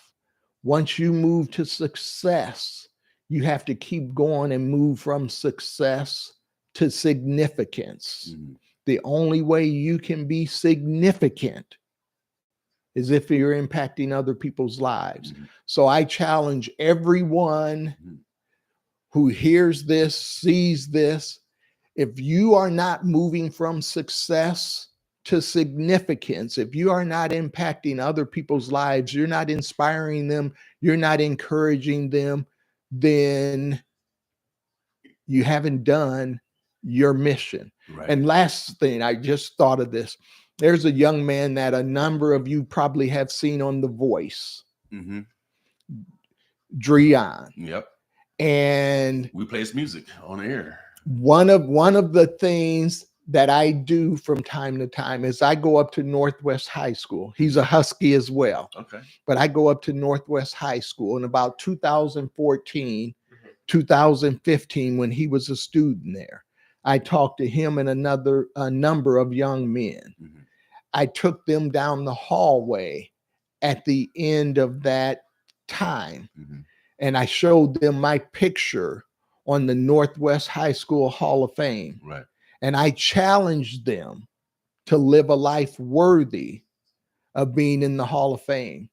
He came back for a concert here recently and invited me. I thought he was inviting a number of elected officials, but I was the only one. Right. And he said he invited me because we had that conversation and it inspired him and he took the challenge. He is now going to be in the Northwest High School Hall of Fame, I believe, later this year. Right. But that's what we have to do. Yeah, that didn't cost me anything but a little bit of time. That's it. And what better way to spend my time than talking to our young people? Without doubt. We got to start bragging off our accomplishment. We get it from God. We also want to brag off the objects and the trinkets we get. No, we need to start bragging off God. And if someone have manifested their God-given talents, let's brag off of God. God need praise also, y'all. It's our motto here at 95.7 this year, 2025. No jive in 2025. We're going back retro, back to right on. You know what I mean? Do you dig? You know what I mean? We're going back to that individuality where we actually cared about each other. We actually had some unity. So, brother, you anything that we didn't discuss that you want to make sure that we get across? I think we discussed what I believe is my vision. Like I said, I certainly want to continue to listen on this campaign, especially to our young professionals, because I am very intentional about investing in our future. So that's number one. A lot of people talk about investing and talk about them being our future and then don't do anything to help them and expect them to figure it out. Well, I've been there. I've had to figure out stuff because nobody's been in some of the roles I've been in. Right. Painful process. I want to help our young people be able to make it through that process with a little less pain. So I'm going to be very intentional about being part of the solution for this city as your next mayor. So I would just ask for your vote. I would ask for your support. I would ask for you to be a reference. This isn't about me. This is about the future of our city. And if we choose greatness or if we choose status quo. So I would love your support. Without doubt. You might as well go with greatness. one that has the ability to work across the aisle, one that has the ability to see the future in order to manifest different decisions in order to bring different outcomes. Brother Ewing is the only person that I know has not been investigated by state auditor Foley. You know what I mean? Because state auditor Foley, boy, he been shedding. I'm telling you, state auditor Foley, he been going after every department that have discretions, and then also he said a couple of the departments are criminals. They commit misdemeanors. You have not heard that. You have not heard anything like that in our Dulles County Commission. I mean, our Dulles County Treasurer Office. You have not heard that. They got awards for the stewardship of our funds. And that's, as taxpayers, that's the main thing that we should be concerned with. Who is the best steward of our money? When I go to a restaurant and I see tax after tax after tax, I said, dang, where are these taxes from? And then there was a promise that the taxes would go away, and I still got to pay the doggone taxes. Come on, man. So we need people. I grew up when there was a time when our word was bond. We didn't need no contract. Our word was bond. I grew up in that era. And we need politicians like that again. I keep telling y'all, Brother Ewing's a public servant, so I'm not talking about him. But I keep telling y'all, politicians are the top crooks. They're the top crooks. They make the laws and they put Martha Stewart in jail. And then they change the laws back. So we got to make sure that we vote for those that have been great stewards to us.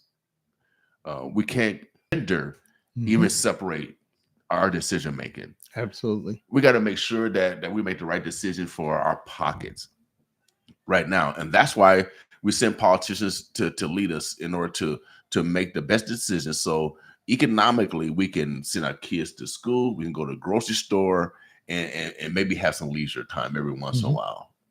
But if we got tax, this tax, that, and based off the bad decisions of politicians, then we're going to be in the same boat. Obviously, brother, our treasurer have been a great steward of $1.5 billion. I need to borrow some of that money. I don't know. I need to borrow some of that money. But that's the reason why we send our politicians to make sure they're making great decisions and great stewards of our funds. We pay taxes every day. That's how the city, county, and the state government is ran, y'all, through our tax dollars. This is how we pay them. And this is how this engine is ran. And so we want to make sure that we put the right people in positions to change our outcomes.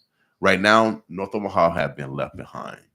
Right now, TIF dollars that was supposed to go here, like Matthew Stelly, if he was still alive, it should be going to the blighted areas, as our future mayor has indicated.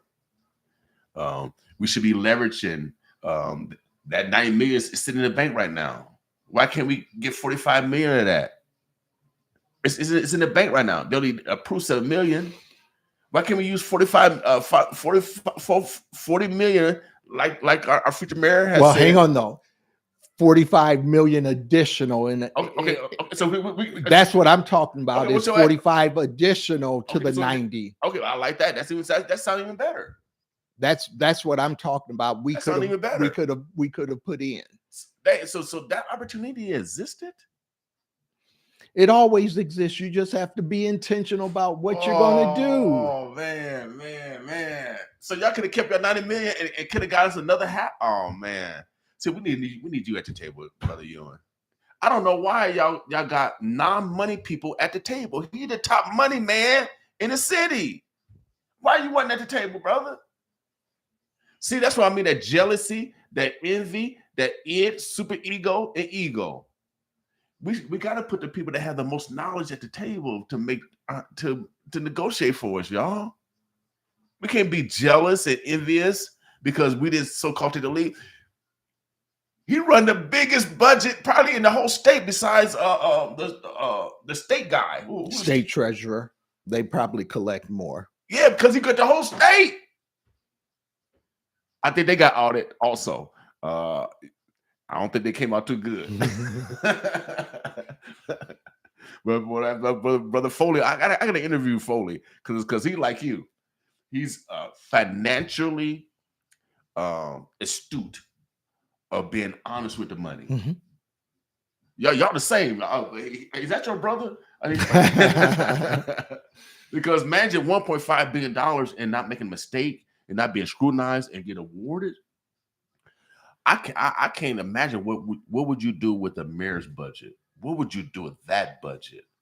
How would you allocate in order to make a difference? We'd have a little more input, first of all, Mhm. and we'd have a lot of discussions individually and collectively with the city council, because one of the things I believe is that you lead with the other people in place. Okay. And so you build those partnerships. Okay. Well, Omaha, the birds of bless. We're talking to our future mayor. Right now, he is our Douglas County treasurer, Brother John Ewing. He's been in that position for how long now? This is the start of my 19th year. You've been that long? Mm-hmm. Man, time go by fast. So he's been a great steward of our money almost 20 years, y'all. Not a mistake. Every dollar has been accounted for. He's kept his promise. He's not double taxed us. He's actually saved us money in the long run. Also, the office is way more efficient. When you go in the office, you're not standing in line long at all. Mm-hmm. It's well staffed. They got locations in all areas of the city. Yeah. A lot of a government office is not like that. It has not been intentional. They have taken government offices out of North Omaha. So now we got travel, go to buses, and it has created a greater barriers for poor people. And let me point something out since you said that. One of the things that the state DMV did was they were in all of our offices, Mhm. and they moved out of our offices. Part of that was because they needed to be more efficient.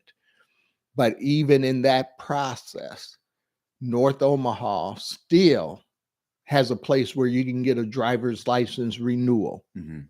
There is no other place in the state of Nebraska like that. Wow. I advocated and said, you've got to put an office in North Omaha. And they did. Mhm. After I went to a number of channels, a number of other leaders building a coalition Right. to say, you've got to do this. No place else in the state of Nebraska has that little special office Right. in their county. Since you brought that up, I got goosebumps. God's in the building. God has arrived.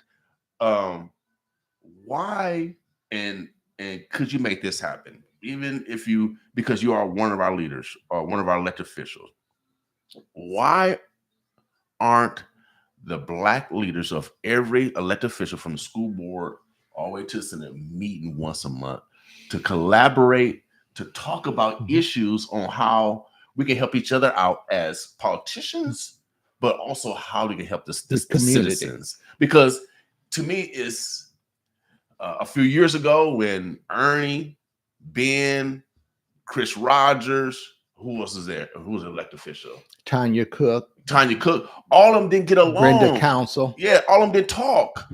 They wasn't talking to each other. And I went to them. I said, y'all hurting our community by not getting along. But let me just You know what I mean? But by not jump working in, together. because one of the things we did with the Empowerment Network was we brought all of us together. Mhm. And so we had those conversations. So what I would do is I would reinstitute that, not from the Empowerment Network, Mhm. but from the mayor's office. Right. Because I'll talk to all the elected officials in Omaha, in Douglas County. Right. We're going to build those partnerships. Right. I mean, that's the only way to get things done, y'all. I studied a lot of sociology. Like, remember, my mama couldn't read and write. She made sure her son was smart. And I studied sociology and the study of subsets of people. And if you're not collaborating with the subsets of people, you're not going to get anything done. No. You're not. It's impossible. And if we're not at the table, we're on the menu. Mm-hmm. Advocating for you, a great negotiator, $500 million, $1.5 billion. I mean, who else got that kind of money in their pocket and managed it well for over 19, almost 20 years without no hiccups? A great steward of our money.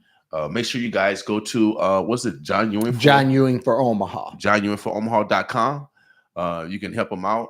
in his candidacy, volunteers, donations, if you need a sign, etc., or even got any ideas that can help, push forward his platform. I've seen it, and I've experienced it for myself that they love to get information from those that are voiceless. I've seen it with the clickers. And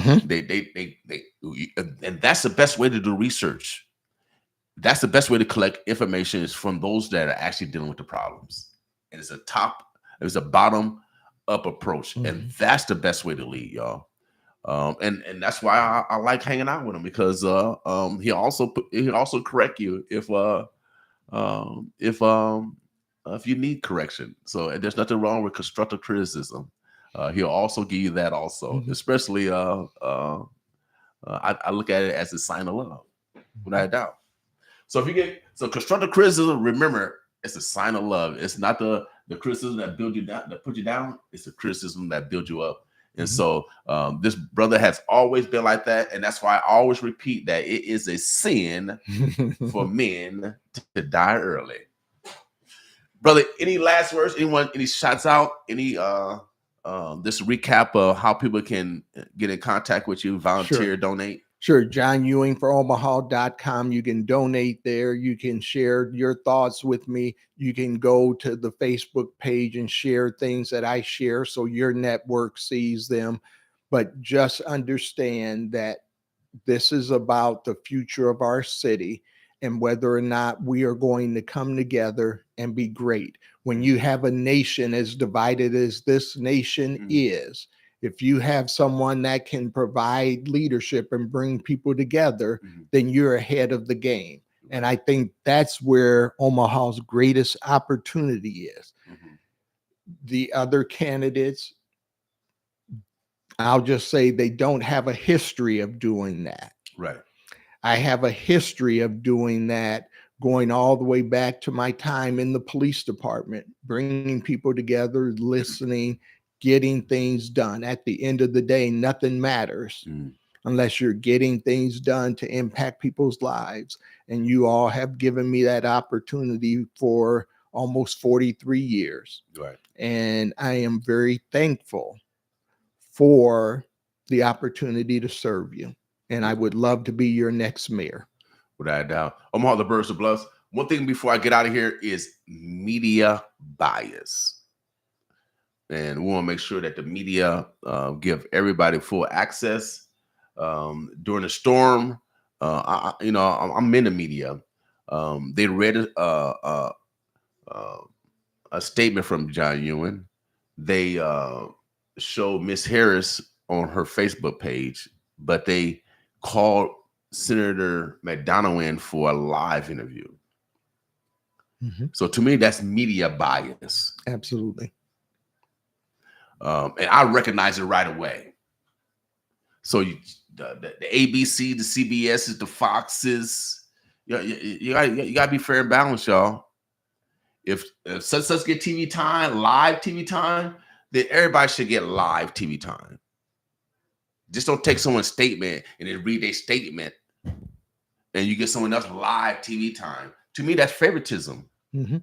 That's media bias. And what we've tried to do is make sure that they know who my campaign manager is and his phone number. So we've reached out to all of them to say enough of that. Right. So and black candidates deal with it all the time. I dealt with one of the city council members that I'm going to be running against. See, it's I learned from Sonny Foster. Sonny Foster, a great man, God rest his soul. He taught that there's no permanent enemies, no permanent friends. It's only permanent issues. And so that's why I stay.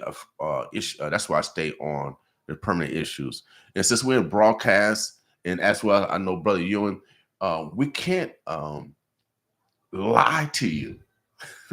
No, we can't lie to you because we are held accountable. We're in a position where we can be sued. And so you're going to get that integrity here, and you're going to get it from Brother Ewing, because he wouldn't be surviving 40 some years without being would have been unethical. So let's really sit back. Let's analyze what's really happening in the media, because the media does sway our thoughts.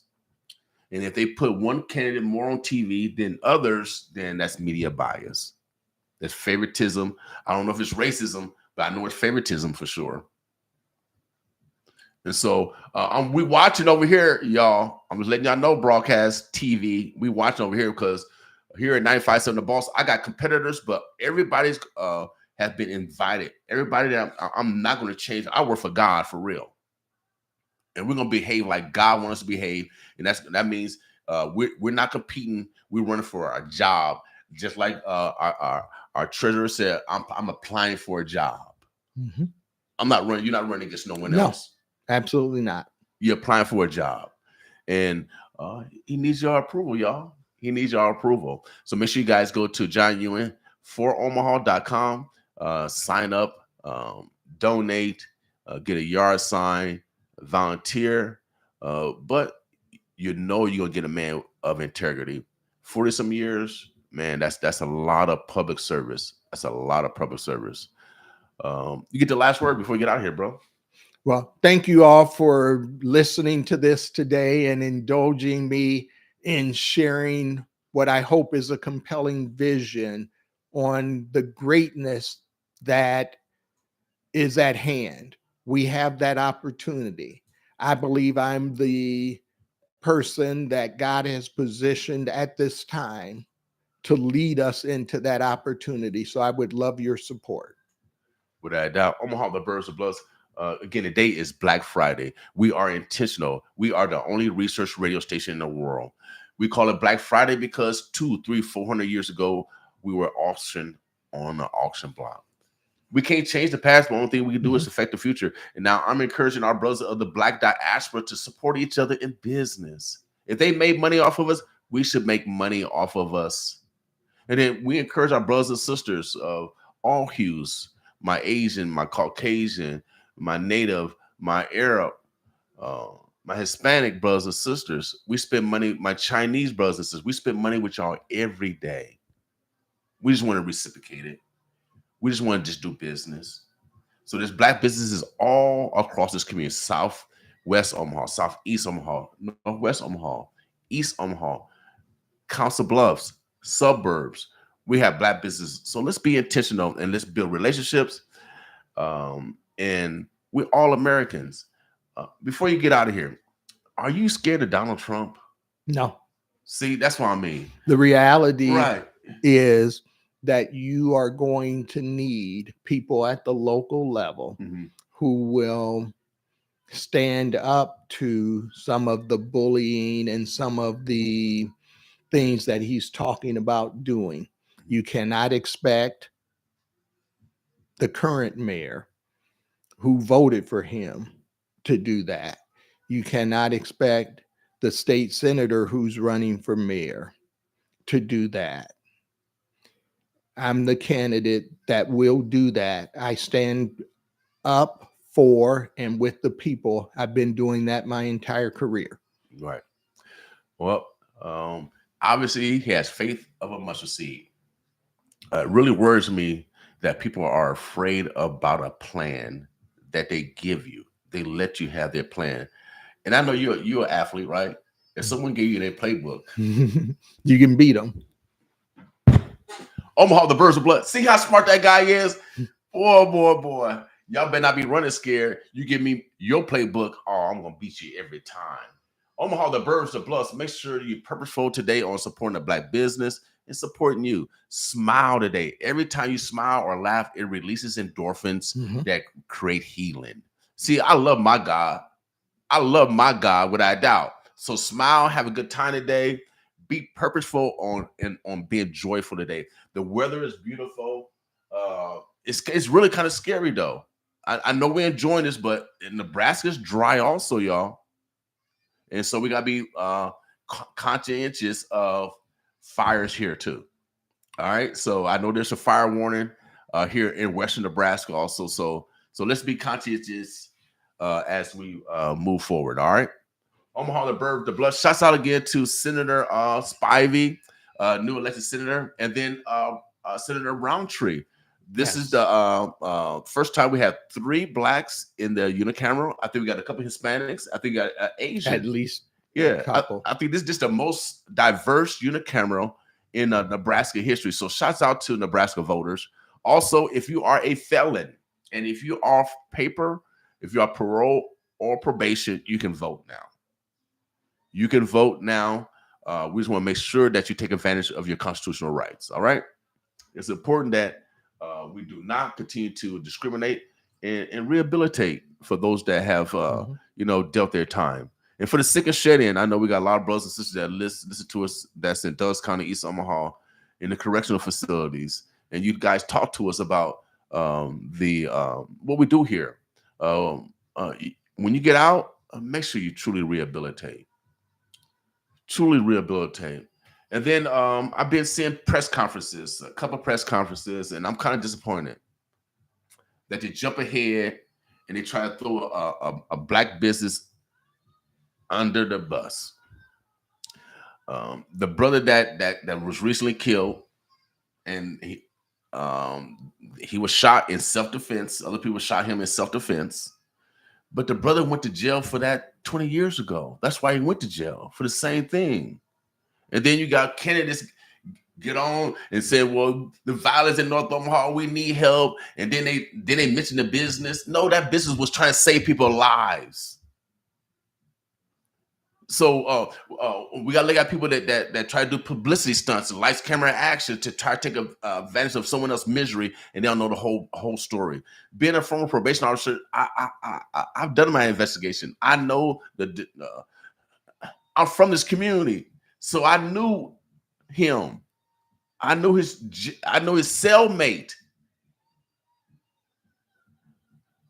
And for people to get out there and jump ahead and put out this false narrative and try to tear down another black business when they're trying to actually save lives, that's wrong, y'all. And now we got mugs going around looking at bed bugs. Oh, this apartment. Now everybody's on a publicity stunt. It's sickening. Once y'all focus on the 43% of children that's in foster care, I know we got bed bug problems, but what about the 43% of our black children in foster care? What about them? What about the our women that's dealing with infant mortality rate twice as high as any other woman in this? What about the high incarceration rate of black men and boys? 100 black men can't do it all by themselves. We need other men to step in. We run around in apartment buildings talking about this need to be sweep. My mama made me clean every Friday night. I had to clean my house up. We couldn't do nothing. Everybody has some role in this. And the last thing I gotta say, OHA, I grew up in the projects. Did y'all grow up in the projects? Now, if they close the projects, where all the people gonna go? If they close those buildings, where are there's 13 floors and 13 apartments on each floor over at Benson. That's about almost 1,000 people. There's 11 towers in Omaha. That's almost 10,000 people. Where are they going to go? There needs to be some solution, as our treasurer would say, that we got to get everybody together and approach it differently. There's no way they shouldn't be following what Salvation Army has done, where they got a unit where if everybody's going to stay in their facility, they got to go through a hot treatment. United Salvation Army had that kind of facility. Why don't the city of Omaha have that facility? Where if the community's dealing with bed bugs, we got a heat treatment facility where you can take all your clothes and get it treated. We need to think collectively like that, y'all, instead of blaming people and potentially closing down apartment buildings where people don't have nowhere to go. We're already having housing issues right now. So we need to think different thinkers. We don't need people that are just trying to do publicity stunts to take advantage of someone else's misery. I'm going to call you out. We speak the truth over here. And a lot of people are doing this stuff, I don't know, to get a vote. But I'm glad, brother, I'm glad you're not doing that. I'm glad for real. I'm glad Chase. It kind of reminds me of MLM drivers. You know how those lawyers, you get in an accident and they will send you immediately because they know you got in an accident. That's what it feel like. It doesn't feel authentic to me. So stop doing it, y'all. Because if I'm interviewing y'all, we're gonna talk about that. Omaha, the Birds of Bluffs. I love y'all. Make sure you guys are purposeful and loving yourself. Make sure you guys go to John Ewing for Omaha.com. Anything I said is not my brother Ewing. See, I take responsibility for what I say, and I'm pretty sure he take responsibility for what he said. I absolutely take responsibility for anything I say. Without a doubt. See, so you got 2 men of integrity right here. I need your vote too. Omaha, the Birds, the Bluffs. I'm about to get out of here. Man, it's been a great interview. Hopefully you guys have a wonderful day. Enjoy this spring-like weather today. Thank you. And happy birthday. I appreciate it. We're going to party, y'all. I got Glenn Jones coming in. We got Sherelle. We got the Lady Blues coming to have fellowship with us. We're also going to be celebrating our 10-year anniversary on 95.7 The Boss, and then 15-year anniversary on 1690 AM The One, when I started my streaming company back in 2009 or 2010, one of those years. Omaha, the Birds of Bluffs. Man, love yourself today. Boss. Save big money now during Menards Bag Sale. All prices after 15%. Okay. Bag Sale discount. Pick up a 6-pack of LED light bulbs for just $2.97. Get a wood or fiberglass claw hammer for only $2.29 each. 52-ounce bottles of Ajax dish soap, just $2.97. And 12 packs of Shasta soda in assorted flavors are only $4.19. Don't miss out on Menards Bag Sale happening now. Good through January 12th. See store for complete details. Save big money at Menards. It's Southern Soul Sundays on 95.7 The Boss. Tune in every Sunday at 5 p.m. as we listen to the best of Southern Soul.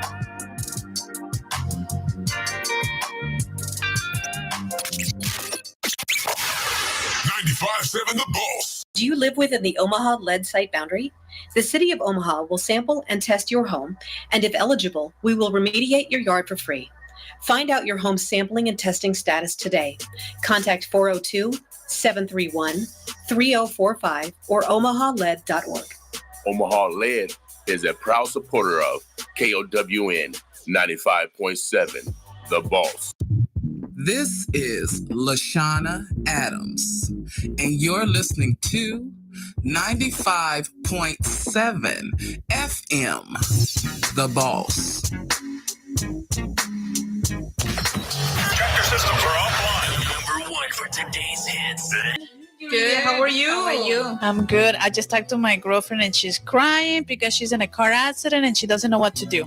Just told her to call the lawyers, Bangor and Ibogwe. Phone number? 402-345-5759. Yes, she doesn't speak any English. Doesn't matter, they speak Spanish. ¿Cuál es el número de teléfono?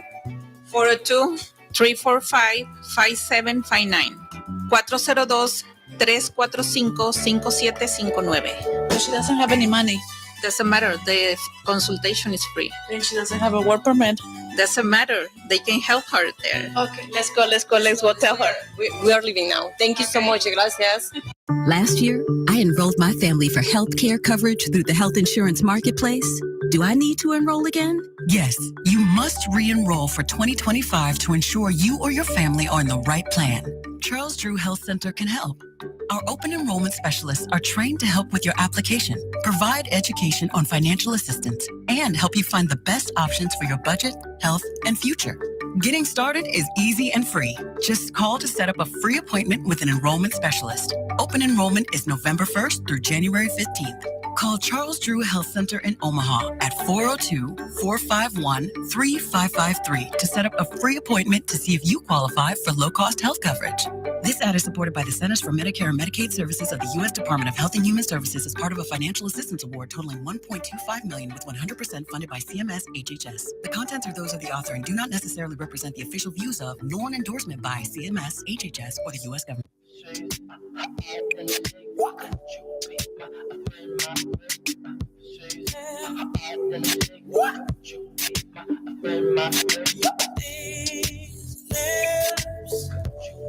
Can't wait to taste your skin, baby. No, in these eyes, I can't wait to see your grin. Ooh, ooh, baby.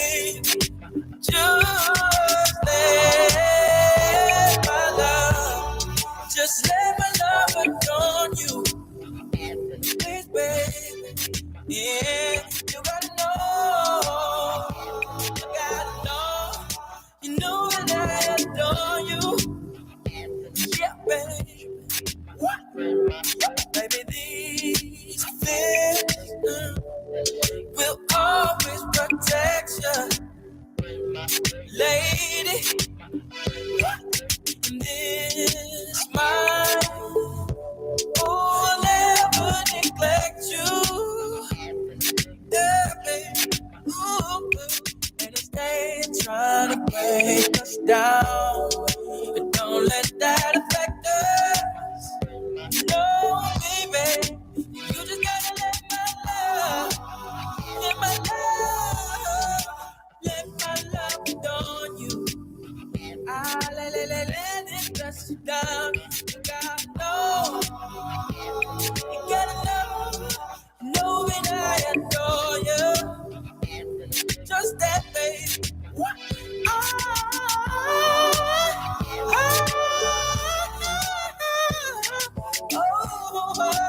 Let my love adorn you, baby.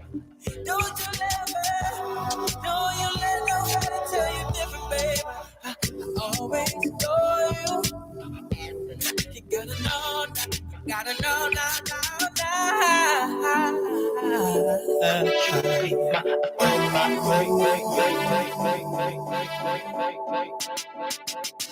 Oh yeah, same way back the stars, adorn the skies, yeah.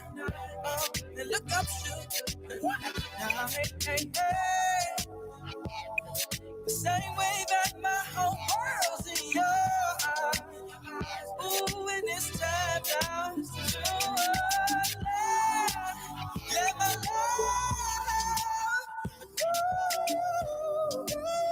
Hey, let it stress you down.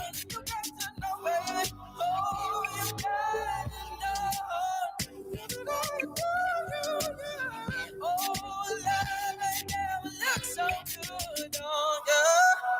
Oh, put it on, baby. Let my love go.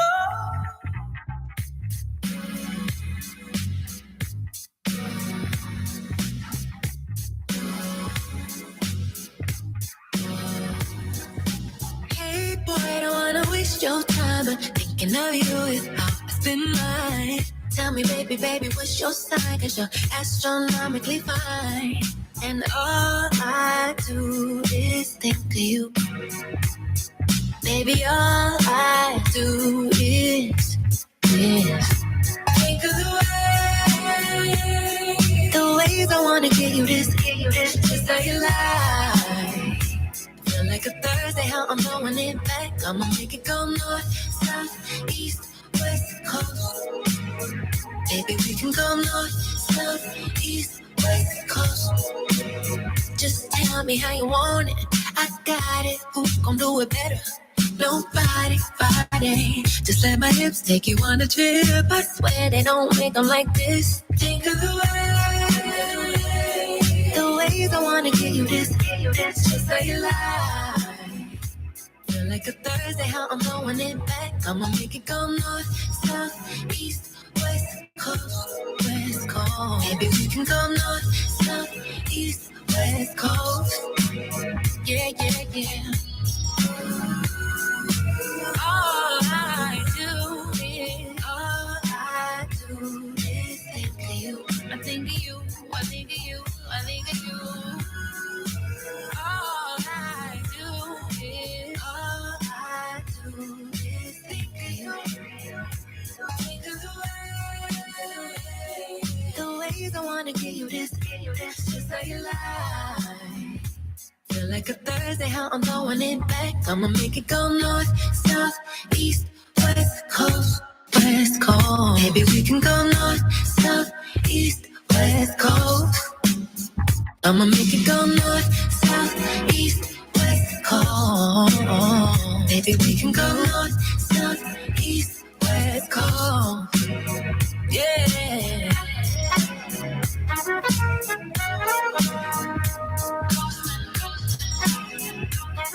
Baby, if you wanna close, we can figure it out your way.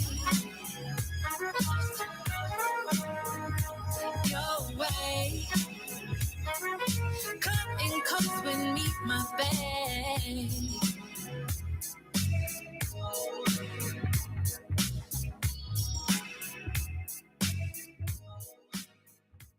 Hello, everybody. How you guys doing? Good. How are you? Oh my God, I'm so busy at work. Lingua Academy, it's growing, and I need more interpreters. I'm looking for all languages of interpreter, but especially American Sign Language interpreters. I don't know where to find them. I have a friend. What's the phone number? Okay, I'm gonna give you the phone number. It's 402-237-9251. I have another friend. What is the email? She can email me at Yuridia. It's YURIDIA at linguaacademy.com. Lingua is LINCUA academy.com. Yes, it's 402-237-9251. And the email? It's Yuridia at linguaacademy.com. And they pay good money. That's good. Don't worry, girl. We got you. Thank you so much. Save big money at Menards. Do you need durable flooring that stands up to life's messes? Update your home with new vinyl plank flooring. Peyton Vinyl Plank comes in 2 styles with a realistic wood look. It features an attached pad for easy installation, plus it's waterproof and durable. Peyton Vinyl Plank flooring is just $139 per square foot. Trust Menards for all your flooring needs. Sale prices good through January 26th. Save big money at Menards. It's time to get organized with Menards. With our assortment of over 50 decorative shelf brackets, find the size and style you need to match any home decor. Whether you're redecorating, organizing, or creating a custom shelving display, our 10-inch Elegante shelf brackets can finish your project with style for only $2.99 per bracket. Good through December 31st. Plus, check out our weekly flyer on Menards.com for all the great deals happening now. Save big money at Menards. Hey, yo, we got a brand new show right here on 95.7 The Boss. It's called Elevate with Jay. That is Jay Shannon and Jay Lucas every Friday at 3 p.m. Okay. Wait. Jay. Yeah, baby. Baby. It's Southern Soul Sundays on 95.7 The Boss. Tune in every Sunday at 5 p.m. as we listen to the best of Southern Soul.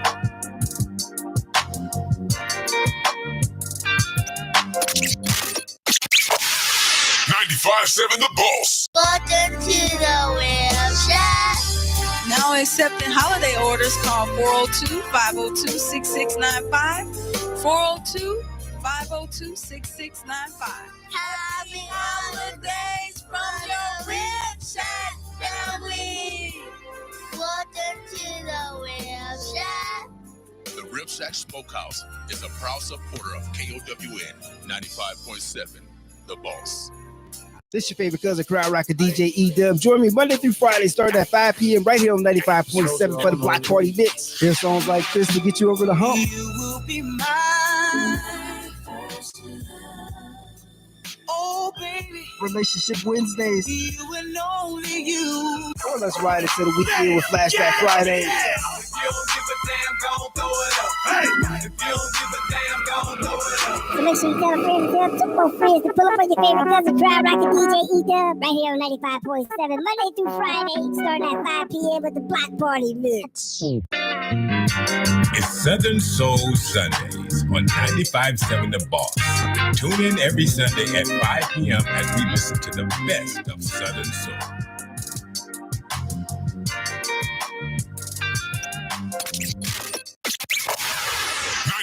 The Boss. Last year, I enrolled my family for health care coverage through the health insurance marketplace. Do I need to enroll again? Yes, you must re-enroll for 2025 to ensure you or your family are in the right plan. Charles Drew Health Center can help. Our open enrollment specialists are trained to help with your application, provide education on financial assistance, and help you find the best options for your budget, health, and future. Getting started is easy and free. Just call to set up a free appointment with an enrollment specialist. Open enrollment is November 1st through January 15th. Call Charles Drew Health Center in Omaha at 402-451-3553 to set up a free appointment to see if you qualify for low-cost health coverage. This ad is supported by the Centers for Medicare and Medicaid Services of the U.S. Department of Health and Human Services as part of a financial assistance award totaling $1.25 million with 100% funded by CMS HHS. The contents are those of the author and do not necessarily represent the official views of, nor an endorsement by CMS HHS or the U.S. government. Save big money now during Menards bag sale. All prices after 15% bag sale discount. Pick up a 6-pack of LED light bulbs for just $2.97. Get a wood or fiberglass claw hammer for only $2.29 each. 52-ounce bottles of Ajax dish soap, just $2.97. And 12 packs of Shasta soda in assorted flavors are only $4.19. Don't miss out on Menards bag sale happening now. Good through January 12th. See store for complete details. Save big money at Menards. You're in the mix with the resident mixologist, DJ John Martin. Now there, let us see if you're as good as they say you are.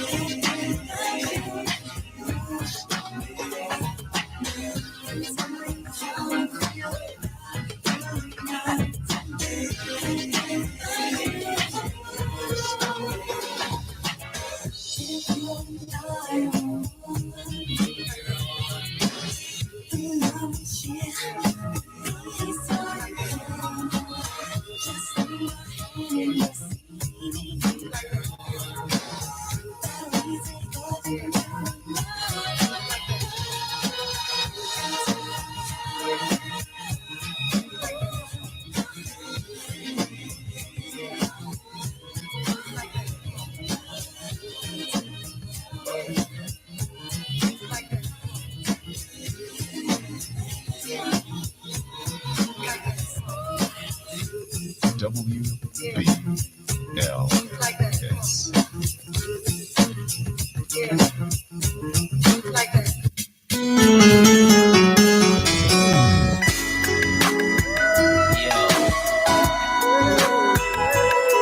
It's just one of them chairs you wanna just lay back and just kick it, you know what I'm saying? Yeah, you don't hear me though. Kick this.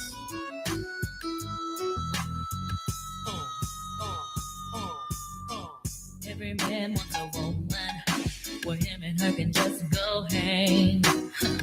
just the two of them alone. Back doing their own thing. And every man wants a woman that can always keep them in the mood. And I'm that kind of girl, so this is what I tell my dude. I tell him to kick off your shoes and relax your feet, oh baby.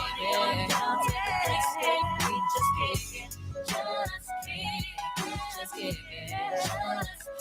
I tell him to kick off your shoes and relax your feet. Just kick it. Just kick it. Every man wants a woman that can cook him up a good meal. A woman he can treat like his own man. Take her out on the app and just chill. And every man wants a woman that ain't good for just laying on her back. And I'm the kind